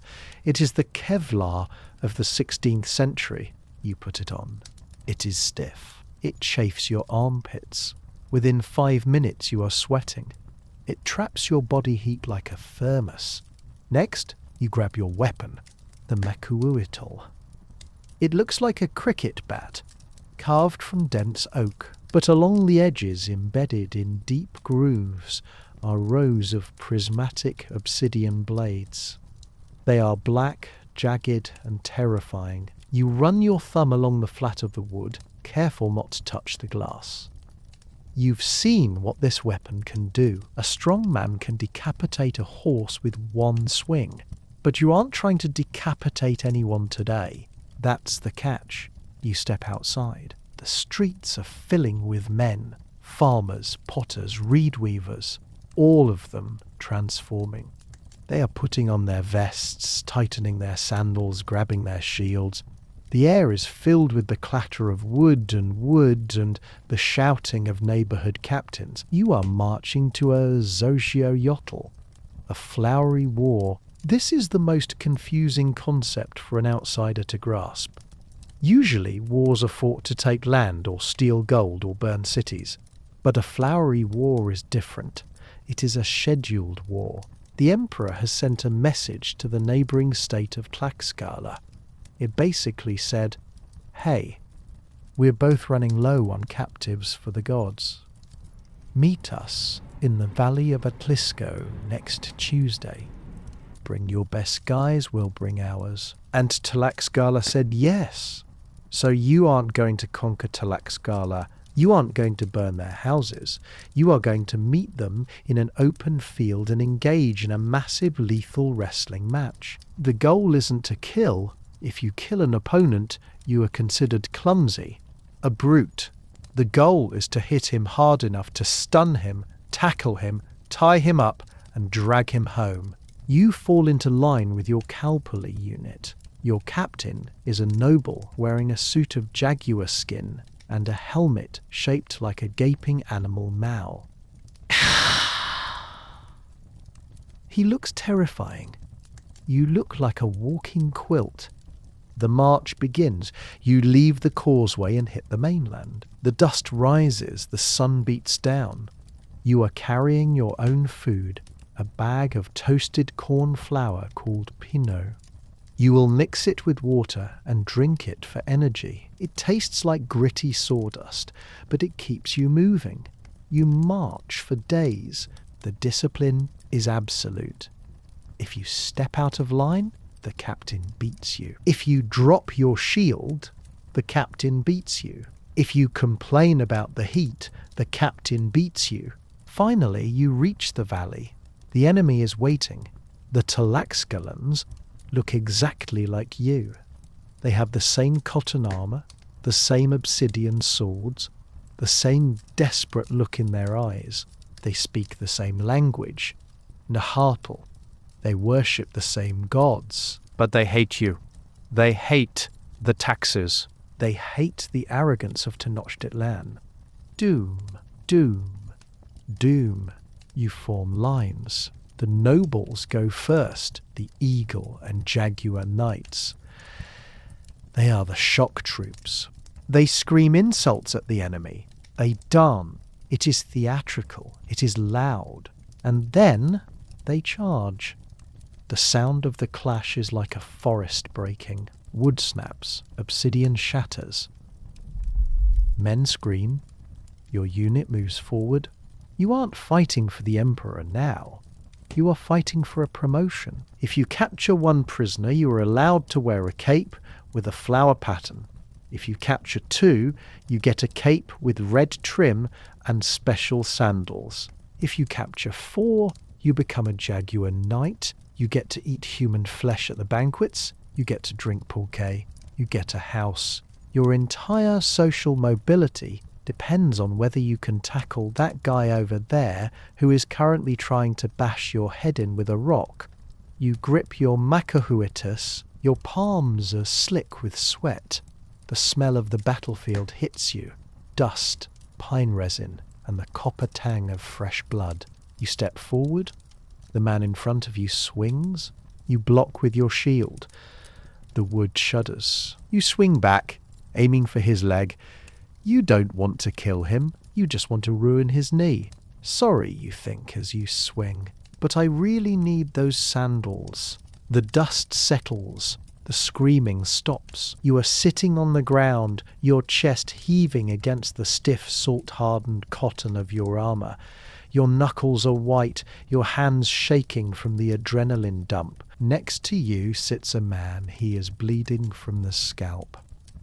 His knees swelling up like a melon where you hit him with the flat of your macahuit.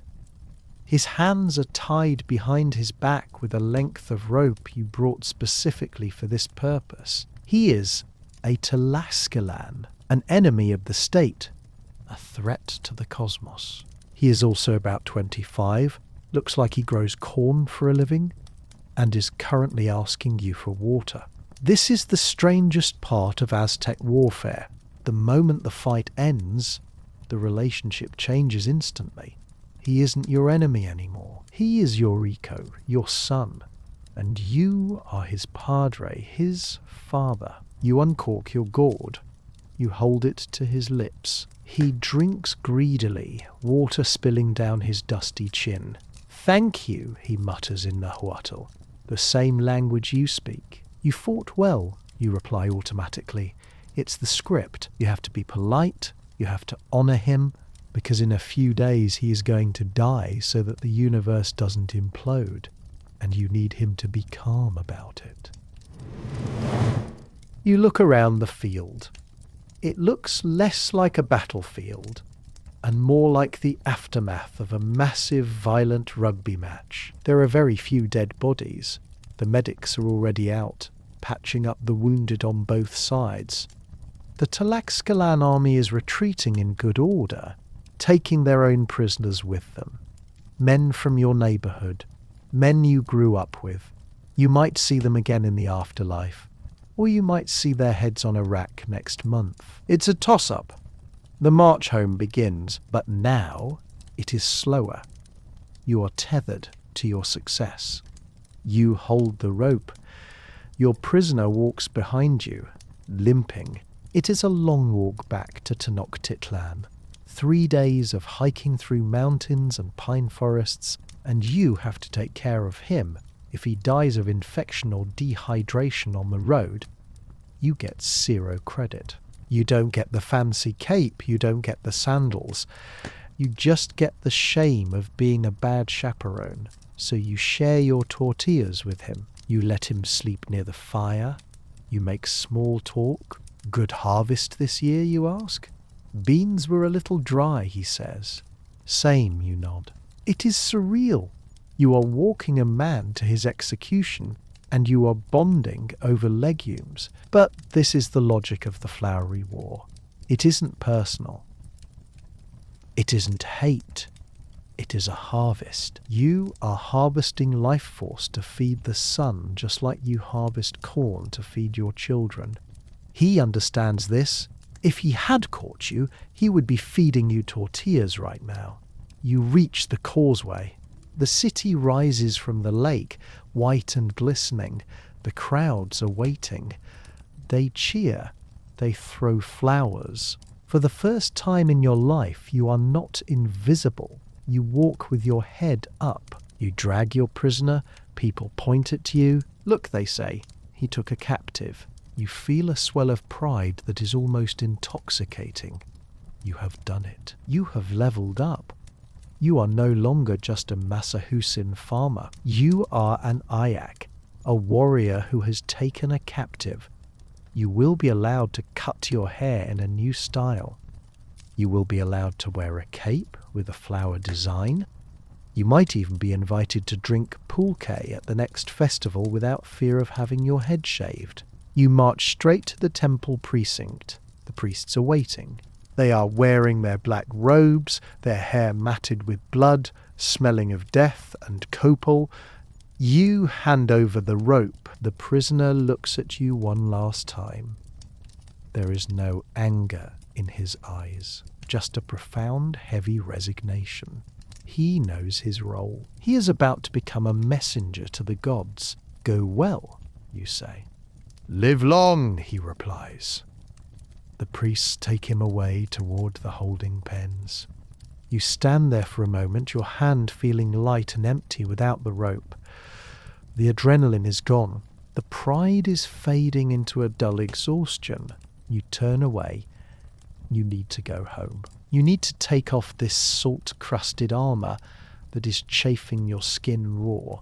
You need to sleep. But as you walk back to your neighbourhood, you pass a noble's house. A jaguar knight is standing outside. He captured 4 men. He is wearing a suit made of feathers that makes him look like a bird of prey. He is drinking chocolate. You look at your own rough sandals. You look at your hands, still stained with the dust of the road. You got your promotion. You climbed the ladder, but the ladder goes up forever, and the top is covered in blood. You reach your chinampa. The corn is taller than when you left. The weeds have returned. The mud is waiting. You pick up your digging stick. The war is over. The work remains. You wake up the next morning, and your head feels lighter, literally. You have gone to the temple barber. The lock of hair at the nape of your neck, the piochli that marked you as a novice, is gone. Your remaining hair is cut in a specific style, shaped to look like a stepped pyramid. You look in a polished obsidian mirror. You look dangerous. You look like a man who knows how to use a rope. You put on your new cloak. It has a flower pattern woven into the hem. It isn't just clothing, it is a diploma. It tells everyone on the street, I caught someone. But today isn't about looking in the mirror. Today is about the feast. Because you were successful in the flowery war, you are now legally obligated to throw a banquet. The Aztec social ladder is greased with food, and you are about to slide up a rung. Your house is buzzing, your wife is overseeing the cooking pot, your neighbours are arriving, bringing gifts of cocoa and tobacco. They look at you with new respect. You aren't just the mud shoveler anymore. You are a provider of life force. But there is a dark churning knot in your stomach because you know what is on the menu. In the centre of the courtyard, a massive clay pot is bubbling. It smells savoury, corn, herbs, steam. It is pozole, a stew made of hominy corn kernels that have been treated with lime until they puff up like white flowers. And inside the stew is the meat. It is your prisoner, the man you walked with for 3 days, the man you shared tortillas with, the man who told you about his dry bean harvest. He was sacrificed at dawn on the Great Pyramid. His heart went to the sun, but his body came back to your neighbourhood. And now your family, your friends, and your local leaders are lining up with wooden bowls to eat him. This is ritual cannibalism. It isn't done out of hunger. You have plenty of corn and turkeys. It is done out of communion. By eating the warrior, the community absorbs his strength. They honour his sacrifice. It is a sacrament, not a barbecue. But here is the insane Aztec law that saves your sanity. You are not allowed to eat. The rule is strict. The captor, you, views the captive as his son. You cannot eat your own flesh and blood. That would be monstrous. So, while your uncle praises the tenderness of the meat and your neighbour asks for a second helping of thigh, you sit apart. You wear a white cloak of mourning. You have painted your face with chalk. You are weeping. It is a performance, yes, but it is also real. You grieve for him. You grieve for the man who died so you could get a haircut. He was a brave man, your neighbour says, wiping grease from his chin. Very strong legs. Yes, you whisper. He walked well. You eat a plain tortilla. You drink water. You watch the community bond over the body of your friend enemy. It is the most socially awkward dinner party in human history. But everyone else seems perfectly fine with it. They are laughing, gossiping about the judge who got skinned, complaining about the price of tomatoes. The stew runs out. The bones are collected. They will be displayed in the courtyard as trophies, proof of your valour. Your son looks at them with wide eyes. He touches the femur. He looks at you. Will I catch a man one day, he asks. If the sun stays hungry, you say. Yes. The party winds down. The guests leave, patting their stomachs and thanking you for your generosity. You are now a respected member of the Kalpuli. You have fulfilled your duty. You clean the pot. The smell of the stew lingers in the air, heavy and rich. You try to scrub it out of your mind. You decide to take a walk. You need fresh air. You head toward the centre of the city, toward the Zompantli. The skull rack.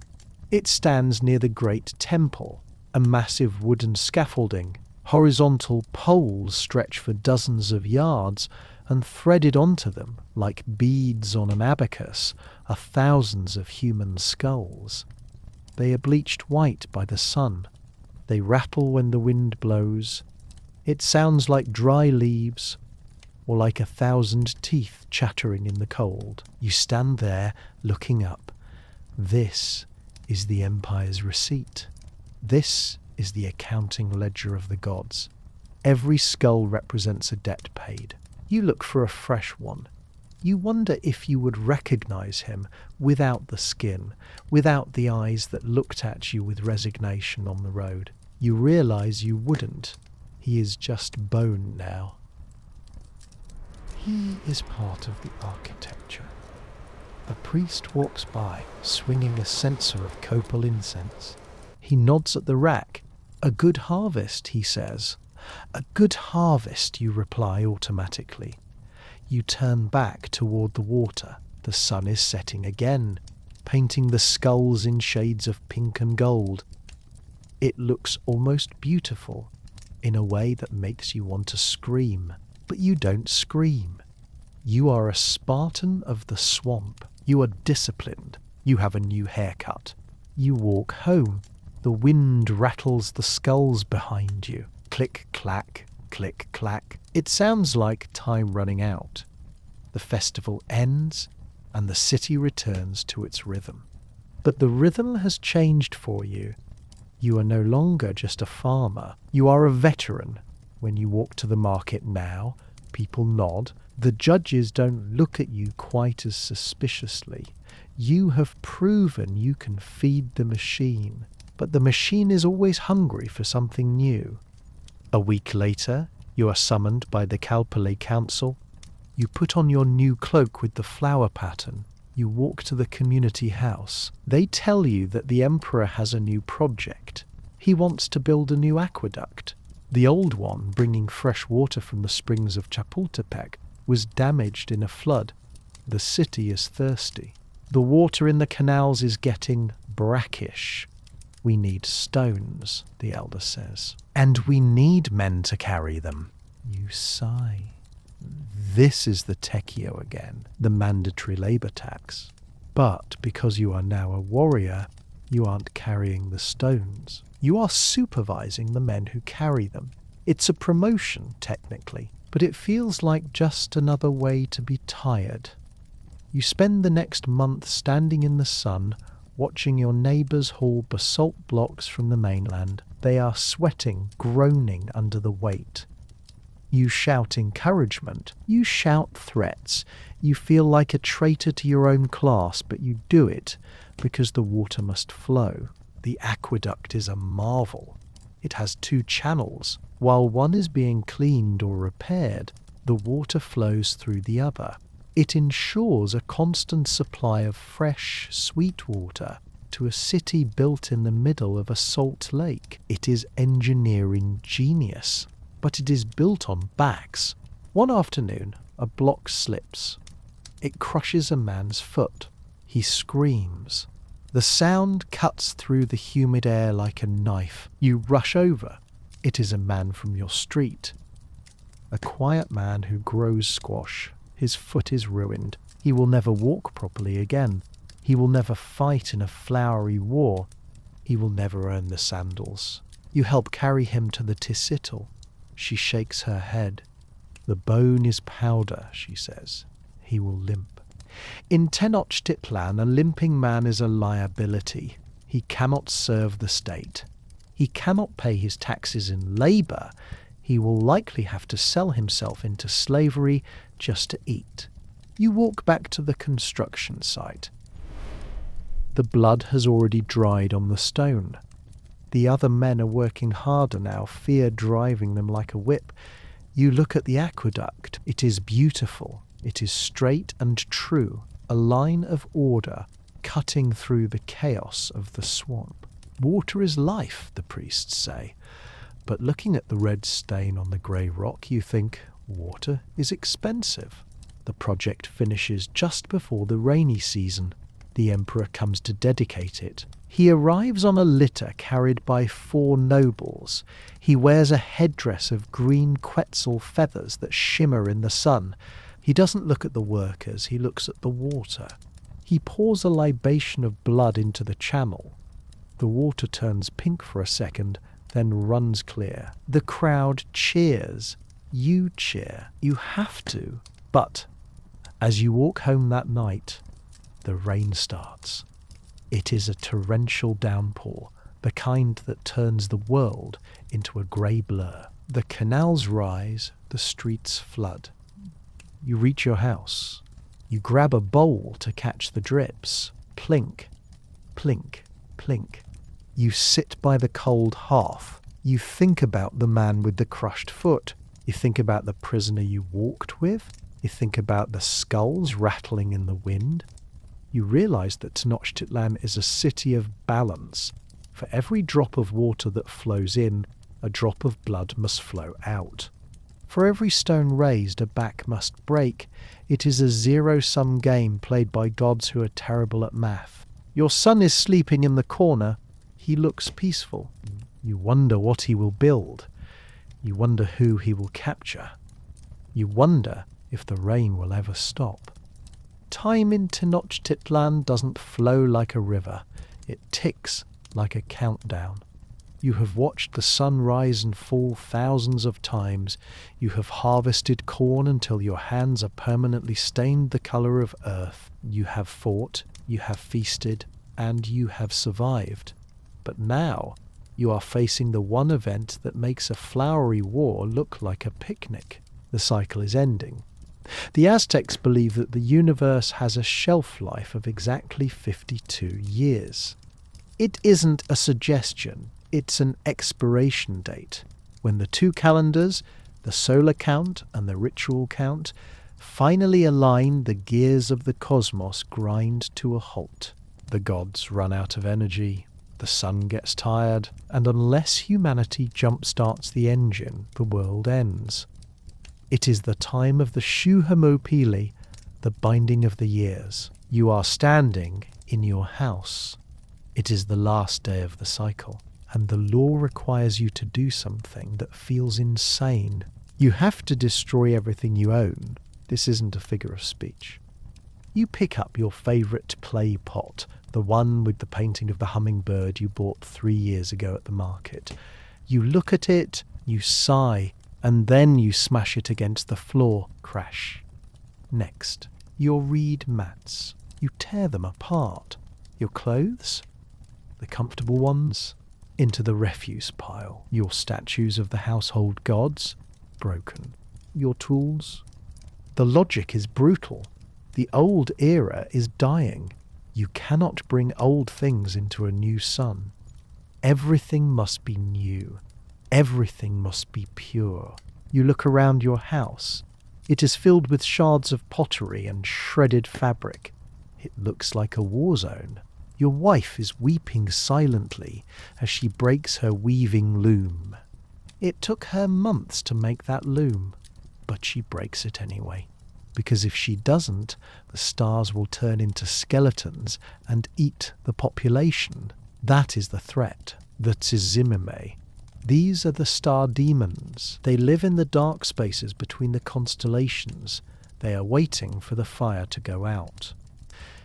If the new cycle doesn't start, the sun will not rise, eternal night will fall, and the Tzimime will descend to devour humanity. So breaking a pot seems like a fair trade. The sun sets. It looks redder than usual, or maybe that's just your nerves. As the light fades, a horn blows from the temple. It is the signal. Douse the fires. The crier shouts. Every hearth in the city is extinguished. Every torch, every lamp. For the first time in 52 years, Tenochtitlan is completely, absolutely dark. There is no light pollution, no glow from the palace, just the cold, heavy weight of a city holding its breath. You usher your family onto the roof of your house. This is where you will wait. You are not allowed to sleep tonight. If you sleep, you might not wake up. You wrap yourself in a thin, ragged blanket because you destroyed your good one, and you look towards the south, toward the hill of the star, Huishachtlan. That is where the drama is happening. The high priests have marched out of the city in a solemn procession. They are climbing the hill, they are watching the sky, They are waiting for the Pleiades, the cluster of stars you call the marketplace, to reach the zenith of the sky. If the stars cross the midpoint and keep going, the universe is safe. If they stop, well, it's been a good run. You sit there in the dark. The silence is terrifying. Usually, the city hums with drums, dogs, and distant voices. Tonight, there is nothing. Even the dogs seem to know. They are huddled under the ruins of the furniture, shivering. You hold your son's hand. He is trembling. Will the sun come back, he whispers. The priests are strong, you say. They know the words, but you are terrified. You know that the priests are just men with obsidian knives and fancy robes, but men. What if they sneeze? What if they drop the fire drill? What if the wood is damp? You stare at the silhouette of the hill against the stars. You can't see the priests, but you can imagine them. They are standing over a sacrificial victim, a warrior chosen for this exact moment. His chest is the altar. They will place a wooden drill on his sternum and spin it. They are trying to spark a new fire in the most sacred, terrifying way possible. Hours pass. The cold seeps into your bones. The darkness feels heavy, like water pressing down on you. You wonder if this is what the end feels like. Not a bang, but a slow, cold fade into black. And then a spark. A tiny pinprick of orange light appears on the top of the distant hill. It flickers. It grows. It becomes a flame. A roar goes up from the city. It isn't a cheer, it is a scream of release. Millions of lungs exhaling at once. The fire has caught, the stars are moving. The sun has agreed to sign the contract for another 52 years. You watch as the fire grows brighter. Runners, the fastest men in the empire, are lighting pine torches from that sacred flame. They are sprinting down the hill. They are racing toward the city, toward the temples, toward the neighborhoods. You see the line of fire moving like a snake through the dark. It reaches the great temple, then it splits, moving down the causeways. Soon, a runner will reach your street. You will light a piece of wood from his torch. You will bring it into your house. You will light your hearth. You will have fire again. You will have warmth. You will have to buy all new furniture, which is going to be expensive, but you will be alive. You squeeze your son's hand. We made it, you say. He nods, leaning against you. The sun will rise tomorrow. The mud will be there. The taxes will be there. The judges will be there. But for tonight, the darkness has been beaten back. You survived the end of the world. Now you just have to survive the shopping trip to replace everything you own. The sun rises on the first day of the new cycle. The sky is a piercing, cloudless blue, as if the gods scrubbed it clean just for the occasion. The air smells of pine resin from the new fire burning in your hearth, a scent that is sharp, fresh, and hopeful. But your house echoes. It is empty. You destroyed your mats. You smashed your cooking pots. You burned your clothes.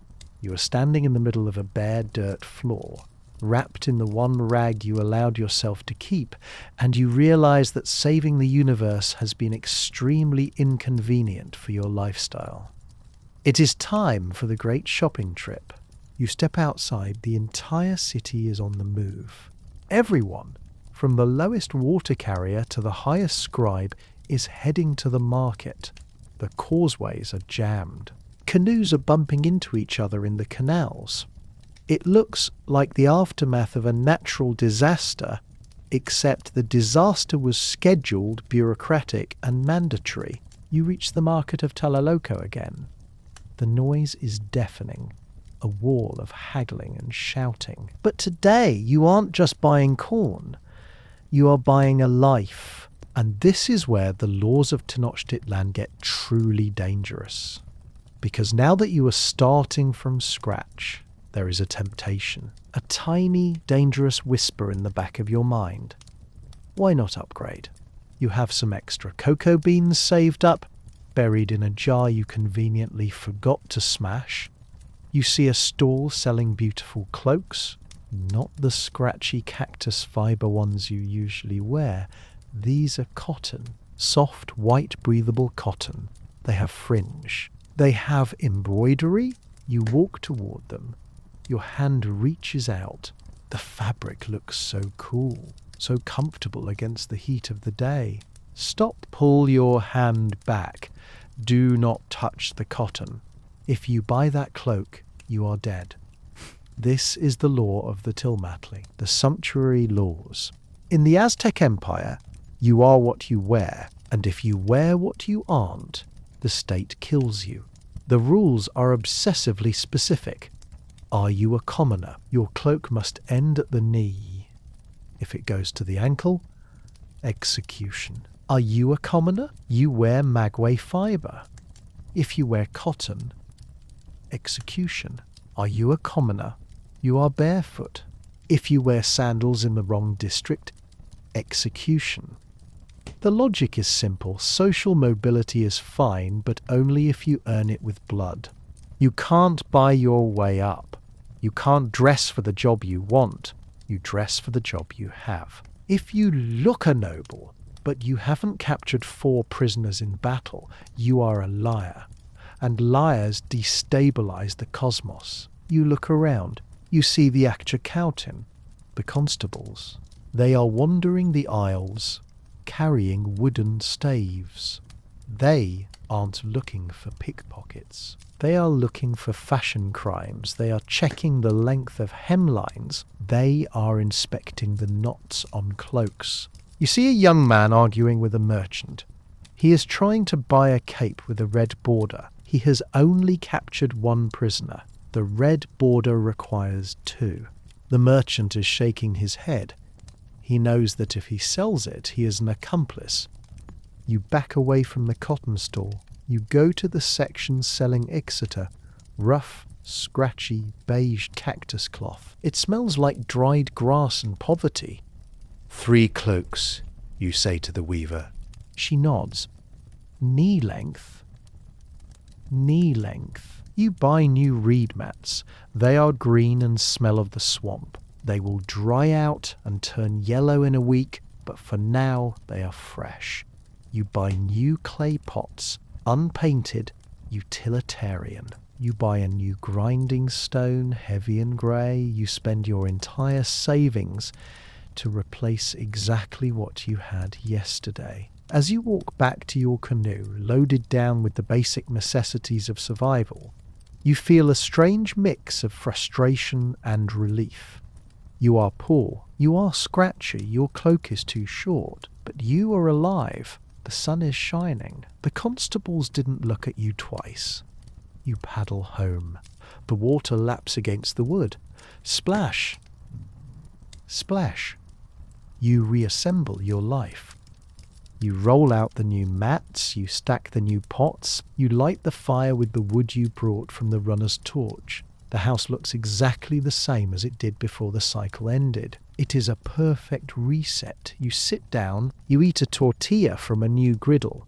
It tastes the same. You realize that in Tenochtitlan, the goal isn't to get ahead. The goal is to stay exactly where you are, unnoticed, useful and compliant. You are a perfect Aztec citizen. And honestly, it's exhausting. The new era has begun. The mats are fresh, the pots are unchipped, and the calendar has reset its long, slow grind toward the next apocalypse. Life settles back into a routine. But in Tenochtitlan, routine is never boring. It is just a different flavour of anxiety. You're walking near the canal one evening. The air is cool, the humidity lifting just enough to let you breathe without feeling like you are inhaling soup. The city is quiet, settling into that indigo twilight that turns the white stucco walls into ghostly grey. And then you hear music. It isn't the martial drumming of the temple. It isn't the drunken singing of an elder. It is a flute, a thin, high, melancholic sound drifting through the streets like smoke. It is beautiful. It stops you in your tracks.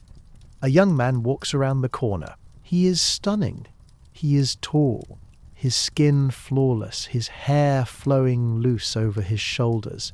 He is painted entirely black with charcoal paste, which makes his eyes shine white and bright in the dusk. He wears a turquoise mosaic earplug, gold armbands, and a cloak of netting so fine it looks like spider webs. He is playing a clay flute, his fingers moving dancingly over the holes. You drop to your knees. You press your forehead into the dirt. You do not look at him directly. This is not the emperor. This is not a priest. This is Tezcatlipoca. The smoking mirror. The god of destiny, night and sorcery. Except it isn't really him. It is his exiptler, his impersonator. This young man was a captive, likely a prisoner of war taken a year ago, but he wasn't sacrificed immediately. He was chosen. The priests looked at him and said, "He is perfect. No scars, no blemishes. He looks like a god." So for 1 year he became the god. He has been living in the temple. He has been taught to play the flute, to speak with courtly elegance, to walk with the grace of a jaguar. He has been given the best food, the finest clothes. He walks the city freely at night. People worship him. Women weep when they see him. He is the most famous, most beloved person in the entire city. It is the best gap year in human history. But you know how it ends. You know why the flute music sounds so sad. Next month is the festival of Tenochtitlán. On that day, this beautiful young man will walk to a small temple outside the city. He will climb the steps alone. On each step, he will take one of the clay flutes he has been playing all year, and he will break it. Snap, a year of joy broken.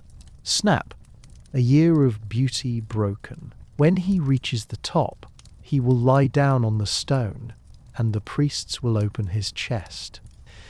It is a tragedy scripted down to the second.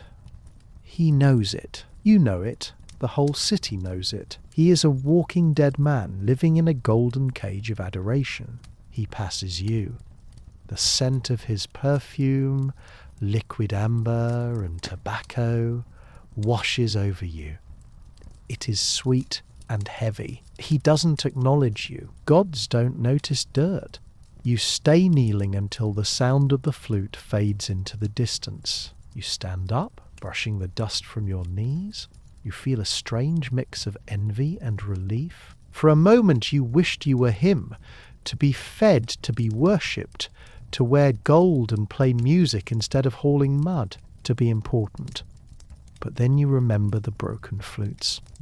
You remember the steps. You look at your hands. They are calloused. Your fingernails are dirty. Your back hurts. You are nobody. You are a cog. But you have a future. You will wake up next month. You will watch your son grow. You will eat tortillas even if they are stale. You will get old enough to drink pulque and yell at dogs. He won't. His perfection is his death sentence. Your mediocrity is your shield. You walk home faster. You want to see your wife. You want to hear your son snoring. You want the messy, boring, painful reality of being a commoner who gets to live.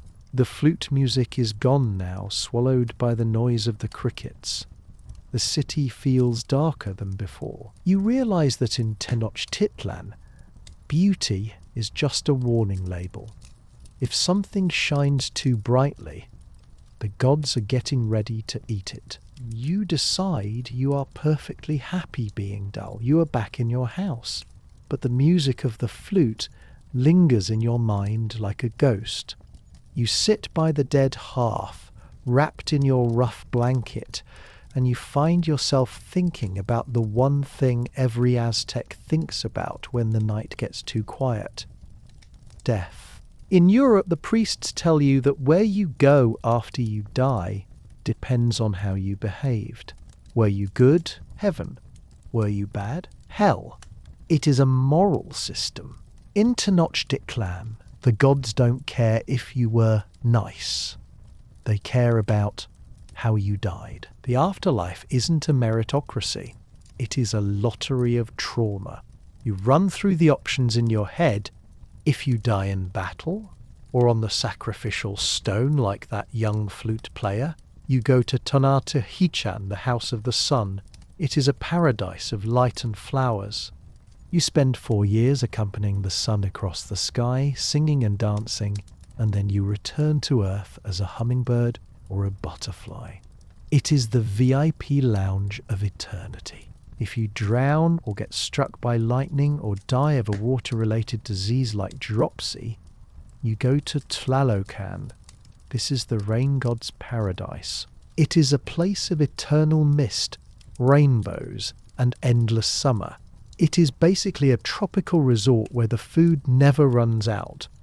But you are a farmer. You aren't a warrior. You are careful around water. The odds are high that you are going to die of something boring. Old age, infection, a fever. And if you die a boring death, you go to Mictlan. Mictlan isn't hell. There is no fire, no demons poking you, but it isn't heaven. It is a dark, damp, cold underworld located deep within the earth. And getting there? Getting there makes the morning commute into Tenochtitlan look like a leisure cruise. To reach the final rest of Mictlan, your soul has to travel for 4 years through 9 levels of obstacles. You have to cross a range of mountains that crash together, trying to crush you. You have to climb a mountain made of obsidian shards that slice your spirit to ribbons. You have to walk through a wind so cold it cuts like a knife. The obsidian wind. And then there is the river, the Chiconahuapan. It is a wide, dark, rushing river that separates the wandering souls from their final rest. You cannot swim it. You cannot build a boat. The only way to cross is to be carried. And who carries you? A dog. Specifically, a Xoloitzcuintli. You've seen them running around the city. They are strange-looking creatures. Hairless, with skin that feels like warm leather, often missing teeth, with tufts of spiky hair on their heads like punk rockers. They are ugly cute. They are also your only ticket across the river of death. But here is the catch, the insane Aztec law of the afterlife. The dog will only carry you if you are kind to dogs in life. If you kicked a dog, if you starved a dog, if you threw a rock at a stray face, when you get to that riverbank, the spirit dogs will look at you, sniff you, and turn their backs. You will be left stranded on the shore for eternity, wandering in the grey mist, listening to the water rush by, knowing you are stuck because you were mean to a puppy 20 years ago. You hear a scratching at your door. It's faint.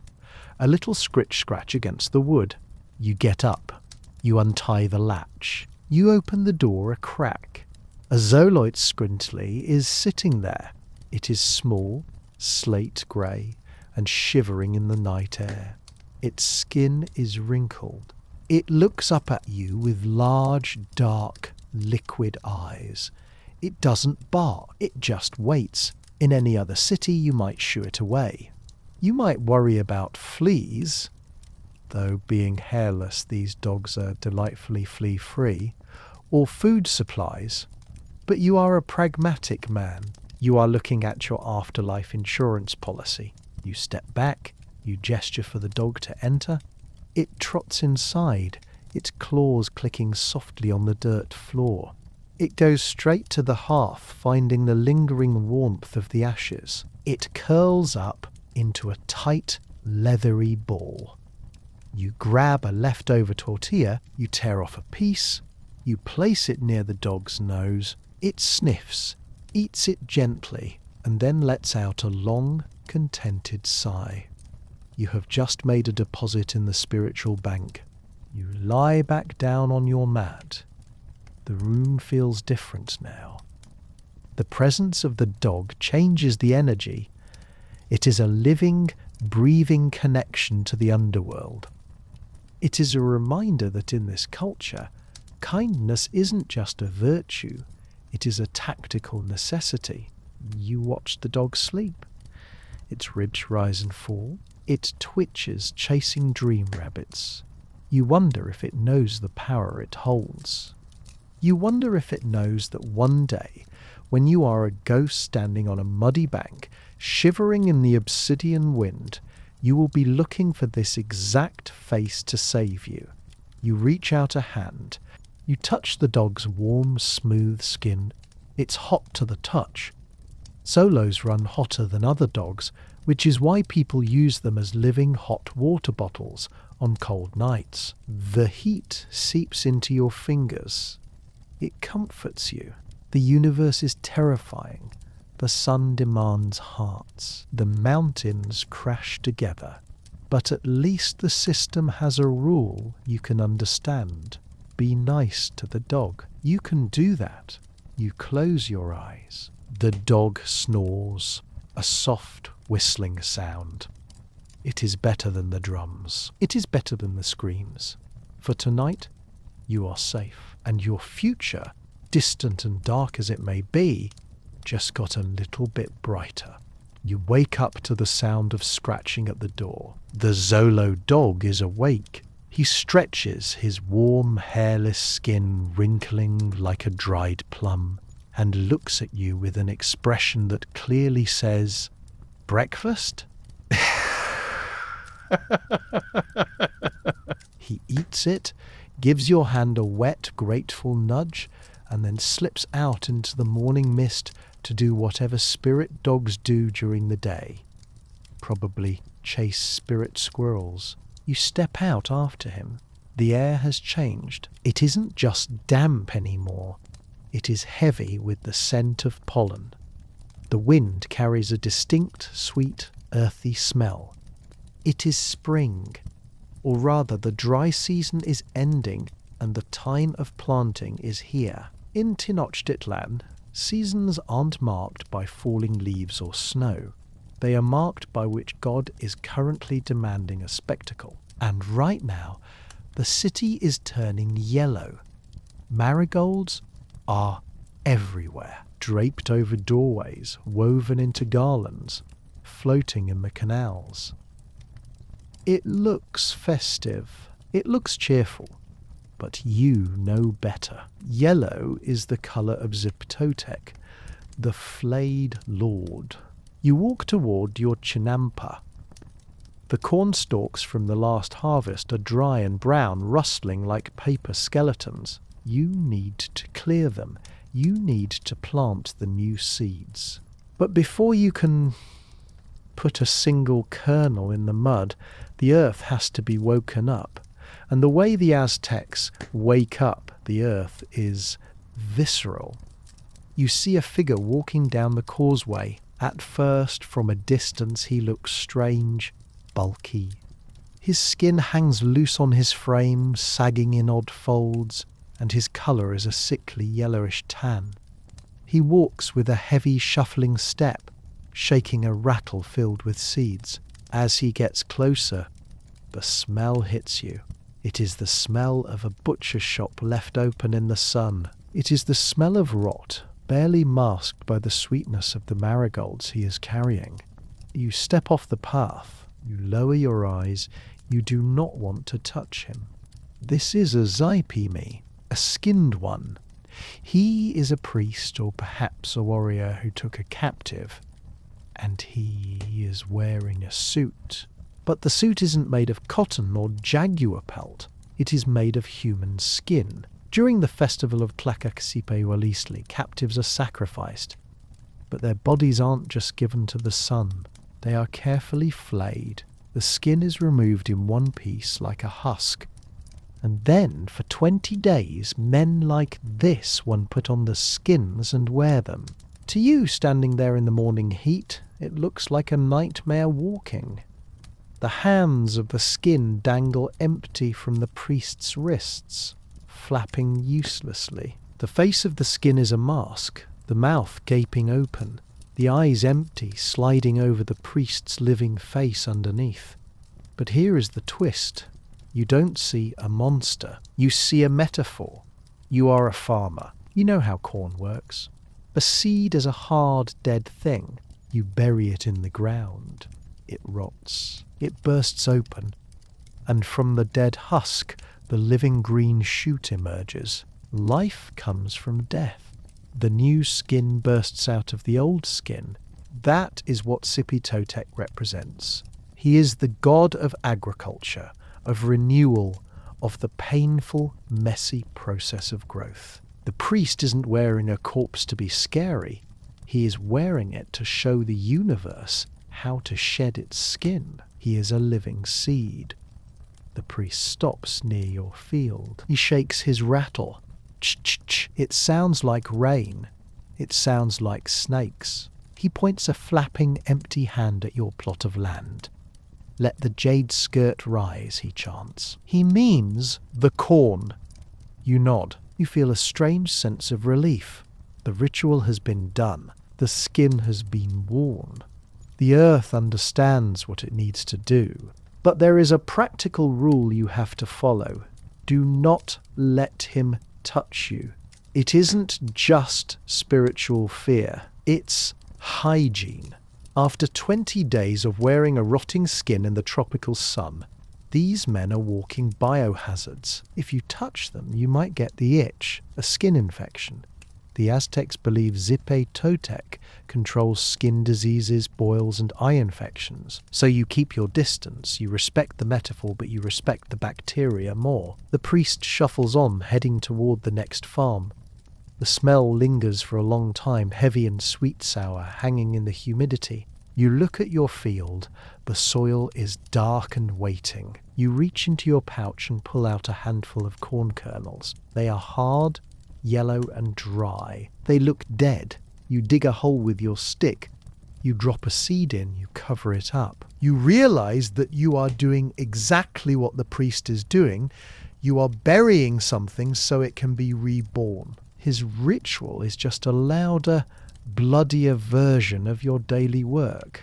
The sun climbs higher. The heat returns. You work the row, poking holes, dropping seeds.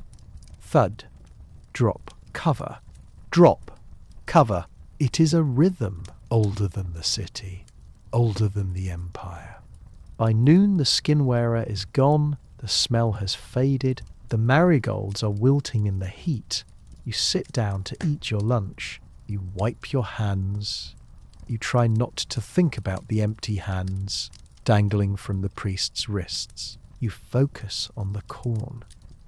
The corn is clean. The corn is simple.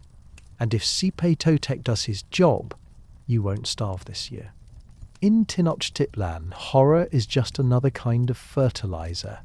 The sun has finally dipped below the horizon, and the air cools rapidly, leaving a lingering scent of wet clay and cooling stone. You wash the dirt from your feet in the canal.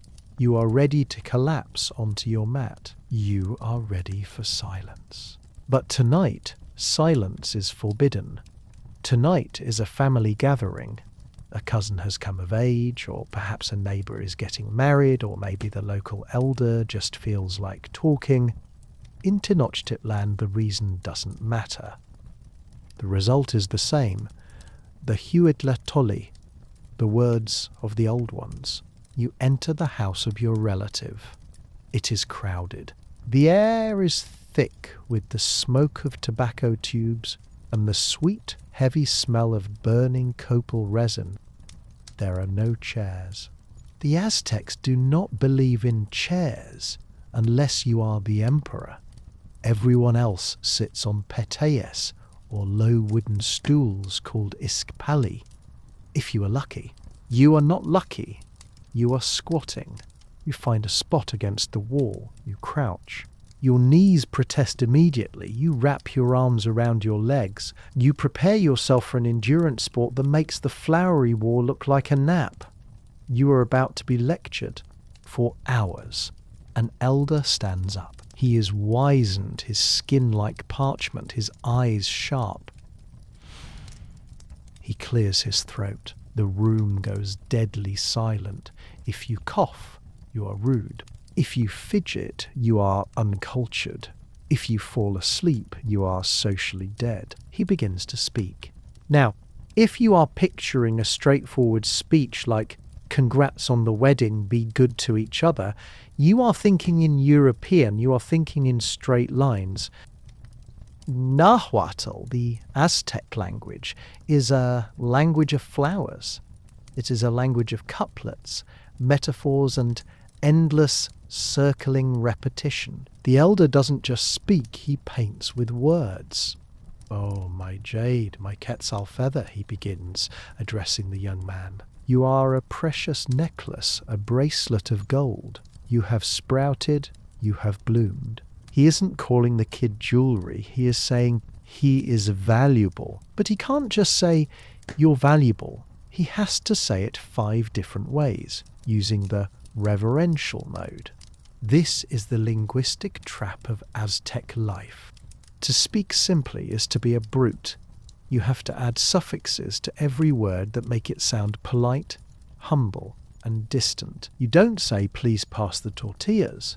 You say something that translates roughly to, "Oh, honoured beloved one, might you perhaps cause the sacred maize discs to honour my unworthy hands with their presence?" The elder continues. He talks about duty. He talks about the gods. He talks about the slippery earth. This is the core philosophy you are listening to. The earth is slick. It is slippery. It is dangerous. At any moment, you can slip from greatness into mud. You can be rich today and a slave tomorrow. You can be a warrior today and a sacrifice tomorrow. Do not sleep too much, the elder drones. Do not eat too much. Do not want too much. It is the doctrine of the middle path. Moderation in everything, even joy. If you are too happy, the gods will get jealous and ruin your life. If you are too sad, you are weak. You have to exist in a state of constant, stoic, polite neutrality. He talks for an hour. Then, too, your legs are numb, your back is screaming. The smoke in the room is making your eyes water. But you nod. You murmur ototzin, a sound of agreement. You look attentive, because in this culture, listening is a moral act. You aren't born with a face or a heart. You are born as a raw lump of flesh. You have to earn a face through education and discipline. If you stop listening to the elders, you lose your face. You become a nobody, a chaotic element. Finally, the elder winds down. He finishes with a metaphor about a hummingbird drinking nectar. The room exhales. Food is served. Tamales steamed in corn husks. Hot chocolate spiced with chili and vanilla. You eat greedily but politely. You use only 3 fingers of your right hand. You do not stuff your mouth. You do not look at your neighbour's plate. Moderation, balance. You look at the young man who was the subject of the speech. He looks exhausted. He has just been told in beautiful flowery language that life is a terrifying slippery slope, and if he makes one mistake, he will destroy his family line. Welcome to adulthood, you think. The gathering breaks up. You limp home, your circulation slowly returning to your legs. The cool night air feels like a blessing. You realize that the obsidian swords and the stone altars get all the attention in the history books. But the real iron grip of the Aztec Empire isn't physical force. It is this, the social pressure, the constant, relentless reminder that you are part of a whole, and the whole demands your absolute, polite compliance. You reach your door, you untie the latch, you step into the dark. You are tired, but you have your face, you have your heart, you listened. And tomorrow, when you speak to your neighbour, you will remember to call him a precious jade necklace, even if you actually think he's a turnip. You wake up. It is the month of Panketsalistli, the raising of the banners. The air is cool, crisp, and smells of wood smoke and roasting amaranth. You stretch on your reed mat, feeling the familiar ache in your lower back. But today the ache feels different. It feels final. You are 52 years old.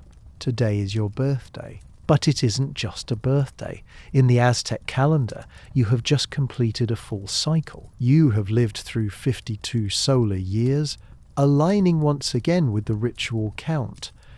You have survived the binding of the years. You have survived the wars. You have survived the mud. You are now an elder. You sit up. The movement is slow. Your joints crack like dry branches. Your wife is already awake, grinding corn. She looks at you and stops. She smiles. It is a rare, soft expression. You made it, she says. You nod. You stand up. You walk to the chest in the corner, the new one you bought after the last cycle ended, and you pull out a cloak. It isn't the short, cactus fibre cloak of a labourer. It is longer. It has a border. You are allowed to wear it now. The sumptuary laws have relaxed their grip on your throat. You walk outside. The sun hits your face. You don't pick up your digging stick. You leave it leaning against the wall. Your son, now a grown man with children of his own, will take it. The chinampa is his problem now. You walk toward the centre of the neighbourhood. You don't have to hurry. Don't have to worry about the constables measuring your hemline. You walk with the slow, deliberate pace of a man who has earned the right to be slow. You reach the meeting place of the elders. A group of old men are sitting on low wooden stools, drinking pulque from gourd cups. It is not yet noon. You sit down among them. One of them hands you a cup. The liquid is thick, white, and sour. You take a sip. It tastes fermented, strong, and alive. It warms your chest instantly. "Welcome to the rabbit hole," the man says, grinning with half his teeth gone. You drink again. You feel the alcohol hit your bloodstream. For the first time in your adult life, you are tipsy in public.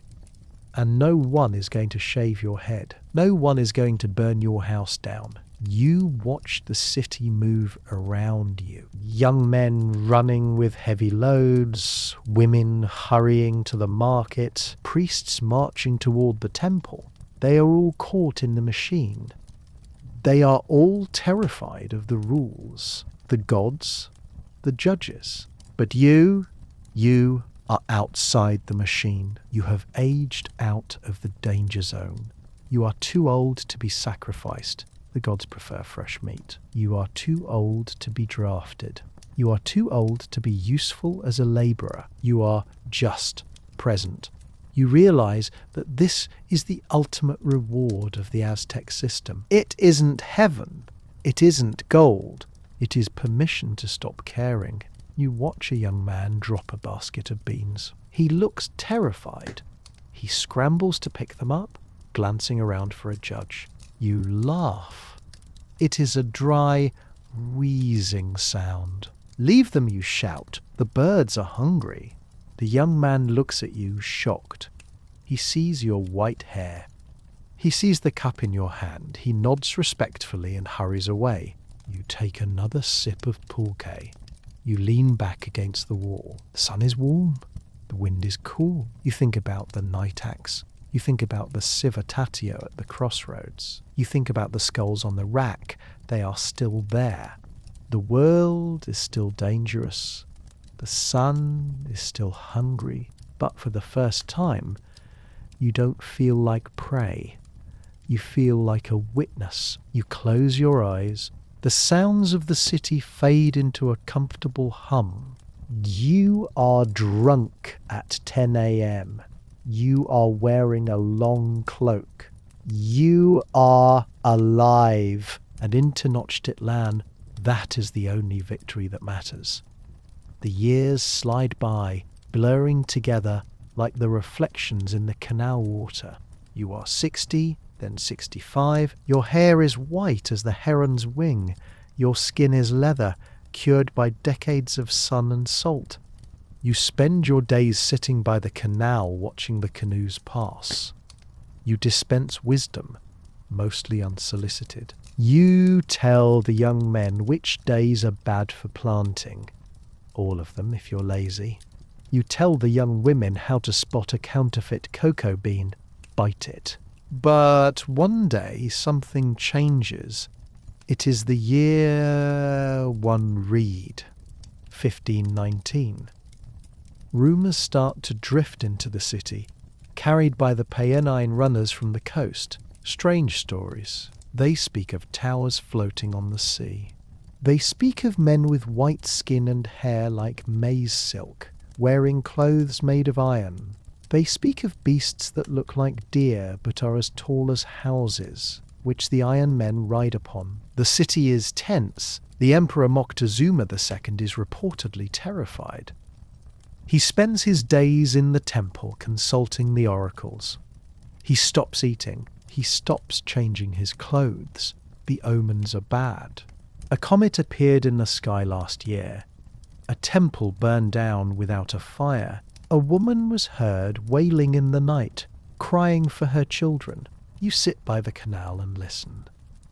The young men are sharpening their machinery. They are eager. They think this is just another war, another chance to capture prisoners, earn sandals, and climb the ladder. But you are old. You remember the earthquake. You remember the binding of the years. You know that not every cycle ends with a sunrise. One morning you see them. They march down the causeway. The strangers. They are ugly. Their faces are covered in hair. They smell worse than a tanner's vat. A sharp, unwashed stench of sweat and old metal. They clank when they walk. Their deer are horses snorting and stamping, their hooves striking sparks on the stone pavement. And behind them walk your old enemies. The Tlaxcalans, thousands of them. They are smiling. The city goes silent. The drums stop. The brooms stop swishing. 60,000 people hold their breath. The strangers enter the city. They look at the pyramids with greed. They look at the gold with hunger. They look at you, sitting by the canal, and they don't see an elder. They don't see a survivor. They see an obstacle. You watch them pass. You take a sip of pulque from your gourd. It tastes sour today. The sun is setting, you whisper to no one. And you know, with the bone-deep certainty of a man who has watched the gears of the universe turn for 70 years, that this time no amount of blood will keep it rising. The machine is broken. The cycle is over. You close your eyes. You listen to the clanking of iron boots on stone. It sounds like the night axe, chopping, chopping, chopping. But you are tired. You are full of cactus wine. And you have lived long enough. You let the darkness come. The city falls not with a single scream, but with a long, agonizing sigh. It takes months. The floating towers on the sea turned out to be ships. The Iron Men turned out to be conquerors. And the gods they brought with them? They weren't Quetzalcoatl returning. They were smallpox. You survived the siege. You ate leather. You drank brackish water. You watched the white walls of Tenochtitlan turn black with smoke. You saw the temples toppled, the stones thrown into the canals to make roads for the horses. And now you are sitting in the ruins. The year is 1521. The empire is gone. The emperor is dead. The great markets are silent. The stalls smashed. The cocoa beans scattered in the mud. But you are still here. You are sitting on a broken piece of a pyramid, looking out over the lake. The water is still there, calm and indifferent. The mountains are still there. The sun still rises, even though the priests aren't feeding it anymore. A Spanish friar walks by. He wears a brown robe, rough wool like your old cloak. He holds a cross. He stops when he sees you. "Old man," he says in broken Nahuatl, "do you know God?" You look at him. You look at the cross. You think about Huitzilopochtli, who needed hearts to shine. You think about Tlaloc, who needed tears to rain. You think about Zipe Totec, who wore a skin to make the corn grow. I know gods, you say. They are hungry. The friar frowns. Our God is love, he says. He does not eat. You laugh. It is a dry, dusty sound. Then he will starve, you say.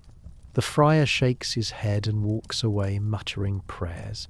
He thinks you are a savage. He thinks he is saving you. But you know the truth. You survived the Aztecs. You survived the laws. You survived the judges, the taxes, the wars, the hunger. You survived the end of your world. You reach into your pouch. You have one last cocoa bean. It is shriveled, dry, and worthless now. The new money is silver coins with the face of a distant king. You pop the bean into your mouth. You chew. It is bitter. It tastes like the past. You stand up. Your knees crack. You pick up your stick. You walk toward the edge of the water, where the chinampas are still floating, overgrown with weeds, but still green. The empire is dead, but the mud remains. You kneel down. You push your hands into the wet earth. It is cool. It is alive. I am still here, you whisper to the mud. And the mud, silent and patient, holds you. The sun sets over the valley of Mexico, but it isn't the same sun you watched for 70 years. It doesn't feel hungry anymore. It just feels tired. The great white pyramids are gone, dismantled stone by stone to build cathedrals. The canals are being filled in with rubble and dirt, turning the shimmering lake into solid ground for horses and wagons. You are sitting on a woven mat in the corner of a new courtyard. It is quiet. The drums have stopped. The conch shells have stopped. The only sound is the ringing of iron bells from the church tower. Clang, clang. It is a harsh, metallic sound, different from the deep thrum of the temple drums, but it marks time just the same. You close your eyes. You are tired. Not the tiredness of a day's work, but the tiredness of a century. You feel your history unspooling behind you like a long thread of cotton. You think about the rules that defined your existence. Don't look the noble in the eye. Don't wear sandals in the palace. Don't get drunk before you're 52. Don't let the fire go out. They seemed so absolute, so eternal. They were the walls of the universe. And now they are just stories, whispers in the wind. The strict, terrifying geometry of Tenochtitlan has dissolved into memory, but you remain. The common man, the one who hauled the mud, grew the corn and followed the laws. Empires rise and fall. Gods change their names, but someone always has to plant the seeds. You feel a warmth at your feet. It's a dog. A Xoloitzcuinli, descended from the one you fed all those years ago. It curls up against your sandals, its skin warm and smooth, its sighs. You realize that for all the horror, for all the blood and the fear, there was beauty here. The smell of rain on hot stone, the taste of a cold tortilla after a long day, The sound of your son laughing before the school took him. The feeling of the chinampa moving gently under your feet. You survived the nightmares of history. You survived the demands of the sun. And now, finally, you can rest. The darkness gathers, soft and forgiving. It covers the ruins. It covers the new palaces. It covers you. You let go of the digging stick. You let go of the worry. You let go of the fear that the sun won't rise. It will rise. It always does. It doesn't need your help anymore. You drift. The sounds of the new city fade away. The iron bells stop ringing. The wind rustles the reeds one last time. Swish, swish. You are back on the water. You are young. The canoe is light. The lake is endless. So, as you lie there in your own bed, far away from the smoking altars and the obsidian knives, take a deep breath. Feel the softness of your pillow. Feel the safety of your room. You don't have to bleed for the dawn. You don't have to carry the sky. You don't have to follow the laws of a hungry empire. You just have to sleep. The history is written. The cycle is closed. The sun is fed. Good night, survivor.